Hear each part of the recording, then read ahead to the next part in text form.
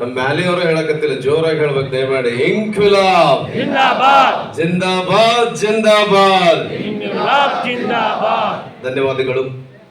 ಆತ್ಮೀಯರೇ, ಕರ್ನಾಟಕ ರಾಜ್ಯ ಪ್ರಾಥಮಿಕ ಶಾಲಾ ಶಿಕ್ಷಕರ ಸಂಘ ಬೆಂಗಳೂರು, ಜಿಲ್ಲಾ ಘಟಕ ಬಾಗಲಕೋಟೆ,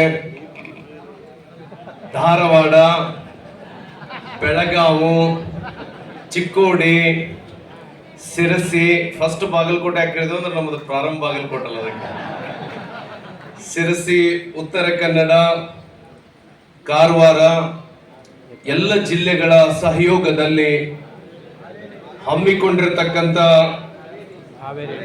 ಧಾರವಾಡ ವಿಭಾಗ ಮಟ್ಟದ ಶೈಕ್ಷಣಿಕ ಕಾರ್ಯಾಗಾರ ಹಾಗೂ ಅಭಿನಂದನಾ ಸಮಾರಂಭದ ಅಧ್ಯಕ್ಷತೆಯನ್ನು ವಹಿಸಿರುವ ನಿಮ್ಮೆಲ್ಲರ ನೆಚ್ಚಿನ ನಾಯಕರು,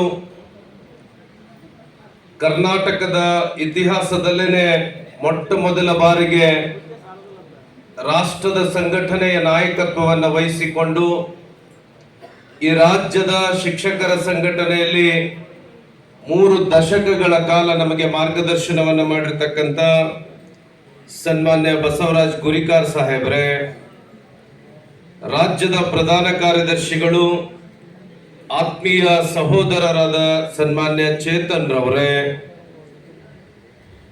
ರಾಜ್ಯದ ಉಪಾಧ್ಯಕ್ಷರು ಆತ್ಮೀಯ ಸಹೋದರರಾದ ಮಾರುತೇಶ್ ರವರೇ, ರಾಜ್ಯ ಸಂಘದ ಸಂಘಟನಾ ಕಾರ್ಯದರ್ಶಿಗಳಾಗಿರ್ತಕ್ಕಂಥ ಶ್ರೀಮತಿ ಪ್ರಮೀಳಾ ಕಾಮನಳ್ಳಿರವರೇ, ಇನ್ನುಳಿದಂತೆ ವೇದಿಕೆಯ ಮೇಲೆ ಇದೀಗ ತಾನೇ ನಮ್ಮೆಲ್ಲರನ್ನು ಉದ್ದೇಶಿಸಿ ಮಾತನಾಡಿದೆ, ನಮಗೆ ಒಂದಿಷ್ಟು ಸಲಹೆಗಳನ್ನು ನೀಡಿರ್ತಕ್ಕಂಥ ಸನ್ಮಾನ್ಯ ಅಂಚಾಟೆ ಸಾಹೇಬ್ರೆ, ಜೊತೆಗೆ ಕೆಳದಿಮಠ್ ಸಾಹೇಬರು ನಮ್ಮ ಜೊತೆಗಿದ್ದಾರೆ, ಬದುಕಿ ಸಾಹೇಬ್ರು ಇದ್ದಾರೆ, ಮಾಯಾಚಾರಿ ಸರ್ ಇದ್ದಾರೆ, ಹುಗ್ಗಿ ಸಾಹೇಬ್ರು ಇದ್ದಾರೆ, ಸದಲ್ಗಿ ಸಾಹೇಬರು ನಮ್ಮ ಜೊತೆಗಿದ್ದಾರೆ, ಬೆಂಗೇರಿ ಸಾಹೇಬರು ನಮ್ಮ ಜೊತೆಗಿದ್ದಾರೆ, ಹಾಗೂ ರಾಜ್ಯದ ಇನ್ನೋರ್ವ ಉಪಾಧ್ಯಕ್ಷರಾದ YH ಬನವೀರ್ ಅವರೇ,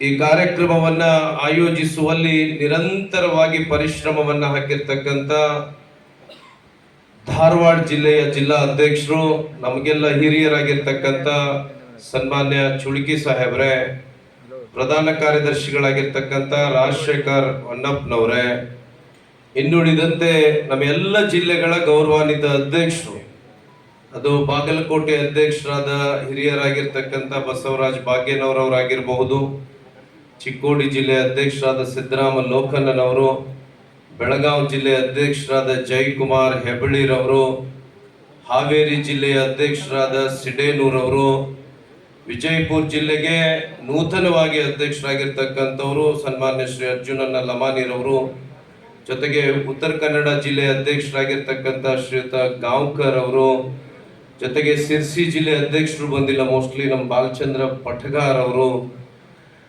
ಗದಗ ಜಿಲ್ಲೆಯ ಅಧ್ಯಕ್ಷರು, ನಮಗೆಲ್ಲ ಮಾರ್ಗದರ್ಶನವನ್ನು ಮಾಡ್ತಂತ ಹಿರೇಮಠ ಅಜ್ಜ ಅವರು, ಅವರೆಲ್ಲ ಕಾರ್ಯದರ್ಶಿಗಳ ಜೊತೆಗೆ ನಮ್ಮ ವೇದಿಕೆ ಮೇಲೆ ಇದ್ದಾರೆ. ಅದರ ಜೊತೆಗೆ ಧಾರವಾಡ ಜಿಲ್ಲೆಯ ಎಲ್ಲ ತಾಲೂಕಾ ಘಟಕಗಳ ಗೌರವಾನ್ವಿತ ಅಧ್ಯಕ್ಷರು, ಪ್ರಧಾನ ಕಾರ್ಯದರ್ಶಿಗಳು, ವೇದಿಕೆಯ ಮುಂಭಾಗದಲ್ಲಿ ಈ ಭಾಗದ ಎಲ್ಲ ತಾಲೂಕಾ ಘಟಕಗಳ ಗೌರವಾನ್ವಿತ ಅಧ್ಯಕ್ಷರು, ಪ್ರಧಾನ ಕಾರ್ಯದರ್ಶಿಗಳು, ವಿವಿಧ ಜಿಲ್ಲಾ ಘಟಕದ ಪದಾಧಿಕಾರಿಗಳು, ತಾಲೂಕಾ ಘಟಕದ ಪದಾಧಿಕಾರಿಗಳು, ವಿಶೇಷವಾಗಿ ರಾಜ್ಯದ ಶಿಕ್ಷಕರ ಸಂಘಟನೆಗೆ ಅತಿ ದೊಡ್ಡ ಶಕ್ತಿಯನ್ನು ತುಂಬತಕ್ಕಂಥ ತಾವುಗಳು ಇಂದು ಶನಿವಾರ ಆದರೂ ಕೂಡ ಶಾಲೆಗಳನ್ನು ಮುಗಿಸಿ ಸಂಘಟನೆ ಮೇಲೆ ಇರತಕ್ಕಂಥ ಪ್ರೀತಿ ಅಭಿಮಾನಕ್ಕೆ ಬಹಳ ದೂರದಿಂದ ಇಂಡಿ, ಚಡಚನ, ಸಿಂದಗಿಯಿಂದ ಒಂದು ಕಡೆ ಬಂದ್ರ, ಈ ಕಡೆ ಸಿರ್ಸಿ, ಉತ್ತರ ಕನ್ನಡ, ಅಂಕೋಲಾ, ದಾಂಡೇಲಿ, ಬಹಳ ದೂರದಿಂದ ಸಂಘಟನೆ ಮೇಲೆ ಇರತಕ್ಕಂಥ ಅಭಿಮಾನಕ್ಕೆ ತಾವು ಆಗಮಿಸಿದ್ದಕ್ಕೆ ಮೊಟ್ಟ ಮೊದಲಿಗೆನೆ ನಾನು ರಾಜ್ಯದ ಶಿಕ್ಷಕರ ಸಂಘಟನೆಯ ಪರವಾಗಿ ಅನಂತ ನಮನಗಳನ್ನ ಸಲ್ಲಿಸ್ತೇನೆ. ಬಹಳ ವರ್ಷಗಳೇ ಆಯ್ತು ಅಂತ ಅನಿಸ್ತದೆ. ಗುರಿಕಾರ್ ಅವರು ರಾಜ್ಯದ ಅಧ್ಯಕ್ಷರಾಗಿರ್ತಕ್ಕಂಥ ಸಂದರ್ಭದಲ್ಲಿ ಈ ಮಟ್ಟದ ವಿಭಾಗವಾರು ಸಭೆಗಳು ನಮ್ಮಲ್ಲಿ ನಡೀತಾ ಇದ್ದು, ಈಗ ಮತ್ತೊಮ್ಮೆ ಯೋಚನೆ ಮಾಡಿದ್ವಿ, ಬಹುಶಃ ನಾನು ಕಳೆದ 17 ವರ್ಷದಿಂದ ಶಿಕ್ಷಕರ ಸಂಘಟನೆಯಲ್ಲಿ ಇದ್ದೀನಿ. ಧಾರವಾಡ ಆಗಿರ್ಬೋದು, ಈ ಭಾಗದ ಯಾವುದೇ ಜಿಲ್ಲೆಗಳಲ್ಲಿ ನಿಂತು ಮಾತನಾಡಲಿಕ್ಕೆ ಪ್ರಾರಂಭ ಮಾಡಿದ್ರೆ ನಾನು ಅದೇ ಜಿಲ್ಲೆಯ ಹುಡುಗ ಅನ್ನುವಷ್ಟು ಪ್ರೀತಿ ಅಭಿಮಾನವನ್ನ ನೀವು ನಮಗೆ ತುಂಬಿರ್ತಕ್ಕಂಥದ್ದನ್ನ ಯಾವತ್ತೂ ಕೂಡ ನೆನಪಾರ್ಲಿಕ್ಕೆ ಸಾಧ್ಯ ಇಲ್ಲ. ವಿಶೇಷವಾಗಿ ಧಾರವಾಡ ವಿಭಾಗದ ಹಿಂದಿನ ಆಯುಕ್ತರು ಸಂಘಟನೆಯ ಬದುಕಿನಲ್ಲಿ ನನಗೆ ತೊಂದರೆ ಕೊಟ್ಟಂತ ಸಂದರ್ಭದಲ್ಲೂ ಕೂಡ ತಾವು ರಾಜ್ಯದ ಮೂಲೆ ಮೂಲೆಗಳಿಂದ ಆಗಮಿಸಿ ಈ ಮಟ್ಟಕ್ಕೆ ರಾಜ್ಯದ ಅಧ್ಯಕ್ಷನಾಗ್ಲಿಕ್ಕೆ ತಾವೆಲ್ಲ ಶಕ್ತಿಯನ್ನ ತುಂಬಿದ್ದನ್ನು ನನ್ನ ಬದುಕಿನಲ್ಲಿ ಮರೀಲಿಕ್ಕೆ ಸಾಧ್ಯ ಇಲ್ಲ. ಬಹುಶಃ ರಾಜ್ಯದ ಶಿಕ್ಷಕರ ಸಂಘಟನೆಯ ನಾಯಕತ್ವವನ್ನ ಅತ್ಯಂತ ಸಂಕಷ್ಟ ಸಮಯದಲ್ಲಿ ಹಿರಿಯರು ನನಗೆ ವಹಿಸಿದ್ದಾರೆ ಮತ್ತು ಅಷ್ಟೇ ಕಿರಿಯ ವಯಸ್ಸಿನಲ್ಲಿ ಆ ಸಂಘಟನೆಯ ನಾಯಕತ್ವವನ್ನ ನೀನು ವಹಿಸ್ಕೊಳ್ಬೇಕು ಅಂತ ಹೇಳಿ ಮುಂದೆ ಕುಂತವರು ನಿಮ್ ತಾಲೂಕಿನಲ್ಲಿ ಕೂತ್ಕೊಂಡು ಹರಿಸಿದ್ರ ಮೇಲೆ ಕುಂತವರು ಗಟ್ಟಿಯಾಗಿ ಆ ನೊಗವನ್ನ ಹೊರಿಸಿದ್ದಾರೆ ನನಗೆ. ಯಾಕಂದ್ರೆ ಈ ರಾಜ್ಯದಲ್ಲಿ 2007ರಲ್ಲಿ ನಾನು ನೇಮಕಾತಿ ಆಗಿದ್ದು, 2004ರಲ್ಲ, 2007ರಲ್ಲಿ ನೇಮಕಾತಿ ಆದಂತ ಸಂದರ್ಭದಲ್ಲಿ ಗುರಿಕಾರ್ ಅವರು ರಾಜ್ಯದ ಪ್ರಧಾನ ಕಾರ್ಯದರ್ಶಿ ಆಗಿದ್ರು. ಹಿರೇಗೌಡರು ಈ ರಾಜ್ಯದ ಶಿಕ್ಷಕರ ಸಂಘಟನೆ ಅಧ್ಯಕ್ಷರಾಗಿದ್ರು. ಅವರ ಕಾರ್ಯಕ್ರಮಗಳು ನಮಗೆ ಪ್ರೇರಣೆಯನ್ನ ನೀಡಿ 2009 ನಾವು ಯಾರು ಮರೀಲಿಕ್ಕೆ ಸಾಧ್ಯ ಇಲ್ಲ. ಈ ರಾಜ್ಯದ ಶಿಕ್ಷಕರ ಸಂಘಟನೆ ಇತಿಹಾಸದಲ್ಲೇನೆ ಕೂಡಲ ಸಂಗಮದ ಐತಿಹಾಸಿಕ ಸಮ್ಮೇಳನ ಈ ರಾಜ್ಯದ ಶಿಕ್ಷಕ ಸಂಘಟನೆಯ ಶಕ್ತಿಯನ್ನ ದಶ ದಿಕ್ಕುಗಳಿಗೆ ಹರಡಿಸಿದೆ ಅನ್ನುವುದನ್ನ ನಾವ್ಯಾರು ಕೂಡ ನೆನಪಾರ್ಲಿಕ್ಕೆ ಸಾಧ್ಯ ಇಲ್ಲ. ಬಹುಶಃ ಆ ಸಮ್ಮೇಳನ ನನಗೂ ಕೂಡ ರಾಜ್ಯದ ಶಿಕ್ಷಕರ ಸಂಘಟನೆಯನ್ನ ಮಾಡಲಿಕ್ಕೆ ಪ್ರೇರಣೆಯನ್ನ ನೀಡಿರ್ತಕ್ಕಂಥ ಸಮ್ಮೇಳನ ಅಂತ ಈ ಸಂದರ್ಭದಲ್ಲಿ ಹೇಳಲಿಕ್ಕೆ ಬಯಸ್ತಾ ಇದ್ದೇನೆ. ಆದ್ರೆ ಅವತ್ತಿನ ಸಮಸ್ಯೆಗಳಿಗೂ ಇವತ್ತಿನ ಸಮಸ್ಯೆಗಳಿಗೂ ಬಹಳ ದೊಡ್ಡ ಮಟ್ಟದ ಬದಲಾವಣೆಗಳಾಗಿದ್ದಾವೆ. ಬಹುಶಃ ಇಲ್ಲಿ ಬಂದಿರತಕ್ಕಂತ ಎಲ್ಲರೂ ಕೂಡ ಲೀಡರ್ಸ್ ಆಗಿರೋದ್ರಿಂದ ಒಂದಿಷ್ಟು ಶಿಕ್ಷಕರ ಸಂಘಟನೆ ಏನು ಕೊಟ್ಟಿದೆ ಅನ್ನೋದನ್ನ ನಾವು ಮೆಲುಕು ಹಾಕುವುದರ ಜೊತೆಗೆ ನಮಗೇನು ಸೋಷಿಯಲ್ ಮೀಡಿಯಾದಲ್ಲಿ ಅಥವಾ ನಾವು ನಮ್ಮ ತಾಲೂಕುಗಳಲ್ಲಿ ಎದುರಿಸ್ತಕ್ಕಂಥ ಸಮಸ್ಯೆಗಳಿಗೆ ಯಾವ ರೀತಿ ಉತ್ತರ ಕೊಡಬೇಕು ಅನ್ನೋದನ್ನ ಚಿಂತನೆ ಮಾಡತಕ್ಕಂಥ ಕಾಲಘಟ್ಟದಲ್ಲಿದ್ದೇವೆ. ಇವತ್ತು ನಾವೆಲ್ಲ ನಮ್ಮ ತಾಲೂಕಿನ ಶಿಕ್ಷಕರ ಆಶೀರ್ವಾದದಿಂದ ಆಯ್ಕೆಯಾಗಿ ಬಂದಿದ್ದೇವೆ. ಇನ್ನೇನು 5-6 ತಿಂಗಳುಗಳು ಹೋದ್ರ ಮತ್ತೆ ನಾವು ಆ ಶಿಕ್ಷಕರ ಮತವನ್ನ ಕೇಳಲಿಕ್ಕೆ ಅವ್ರ ಮುಂದೆ ಹೋಗ್ತಕ್ಕಂತ ಸಂದರ್ಭ ಬಂದೊದಗಿದೆ. ಆ ಸಂದರ್ಭದಲ್ಲಿ ಶಿಕ್ಷಕರು ಕೇಳ್ತಾರೆ, ನಮಗೆ ನೀವೇನ್ ಸಮಸ್ಯೆಗಳನ್ನ ಬಗೆಹರಿಸಿದಿರಿ ಅಂತಕ್ಕಂಥ ಪ್ರಶ್ನೆಗಳು ಶಿಕ್ಷಕರಿಂದ ಬರ್ತವೆ. ಬಹುಶಃ ಈ ರಾಜ್ಯದ ಪ್ರತಿಯೊಬ್ಬ ತಾಲೂಕಾ ಅಧ್ಯಕ್ಷರು, ಕಾರ್ಯದರ್ಶಿಗಳು, ಜಿಲ್ಲೆಯ ಅಧ್ಯಕ್ಷರು, ಕಾರ್ಯದರ್ಶಿಗಳು ಹಲವಾರು ಶಿಕ್ಷಕರ ನೋವು ನಲಿವುಗಳಿಗೆ ನಾವು ಸ್ಪಂದಿಸ್ತಿದ್ರು ಕೂಡ ಒಂದಿಷ್ಟು ಗಂಭೀರ ಸಮಸ್ಯೆಗಳು ಈ ಅವಧಿಯಲ್ಲೇ ನೀವು ಹೇಳಬಹುದು. ಬಹುಶಃ 50ರಿಂದ 55 ಸಾವಿರ ಜನ ಶಿಕ್ಷಕರಿಗೆ ಅವರು ಬಯಸ್ತಕ್ಕಂಥ ಜಿಲ್ಲೆಗೆ ವರ್ಗಾವಣೆಯನ್ನ ಕೊಡಿಸಿರ್ತಕ್ಕಂಥ ಕೆಲಸ ರಾಜ್ಯದ ಶಿಕ್ಷಕರ ಸಂಘಟನೆಯಿಂದ ಆಗಿದೆ ಅನ್ನೋದನ್ನ ನಾವು ವರ್ಗಾವಣೆ ತೆಗೆದುಕೊಂಡ ಮೇಲೆ ನೆನಪಾರಿದ್ದು ಕೂಡ ಸತ್ಯ. ಅದರ ಜೊತೆಗೆ ಶಿಕ್ಷಕರ ವೇತನ ಮಾಹಿತಿ ನಿಮಗೆ ಗೊತ್ತಿರಲಿ, SMS ಆಗಿ ಪ್ರತಿ ಶಿಕ್ಷಕರಿಗೆ ಇವತ್ತು ಸಿಗ್ಲಿಕ್ಕತ್ತೈತಿ ಅಂತಂದ್ರ ಅದು ಶಿಕ್ಷಕರ ಸಂಘಟನೆಯ ಪ್ರಾಮಾಣಿಕ ಪ್ರಯತ್ನ. ಇವತ್ತು ಪೇ ಸ್ಲಿಪ್ ಗಳನ್ನ ಮೊದಲು ನಿಮಗೆ ಗೊತ್ತಿರಲಿ, ಒಂದು ತಾಲೂಕಾ ಘಟಕ ಶಿಕ್ಷಕರಿಗೆ ಪ್ರತಿ ತಿಂಗಳು ವರ್ಷಕ್ಕೆ ಪೇ ಸ್ಲಿಪ್ ಕೊಡ್ಲಿಕ್ಕೆ ಲಕ್ಷಾಂತರ ರೂಪಾಯಿಗಳನ್ನ ಖರ್ಚು ಮಾಡ್ತಿದ್ರು. ಇವತ್ತು ಆ ಪರಿಸ್ಥಿತಿ ಇಲ್ಲ. ನಿಮ್ಮ ಪೇ ಸ್ಲಿಪ್ ಗಳನ್ನ ಯಾರ ಬೇಕಾದ್ರೂ ಒಂದು ಲಾಗಿನ್ ನಲ್ಲಿ ಹೋಗಿ ನಾವೇನ್ ಮಾಡ್ಬೋದು, ತೆಗೆದುಕೊಳ್ತಕ್ಕಂತ ಕೆಲಸ. ಇನ್ನೇನು ಕೆಲವೇ ದಿನಗಳಲ್ಲಿ ಈ ಸರ್ವಿಸ್ ರಿಜಿಸ್ಟರ್ ಅನ್ನ ಮಾಡಿಸ್ತಕ್ಕಂತ ಕೆಲಸವನ್ನು ಕೂಡ ಮಾಡಲಾಗ್ತದೆ.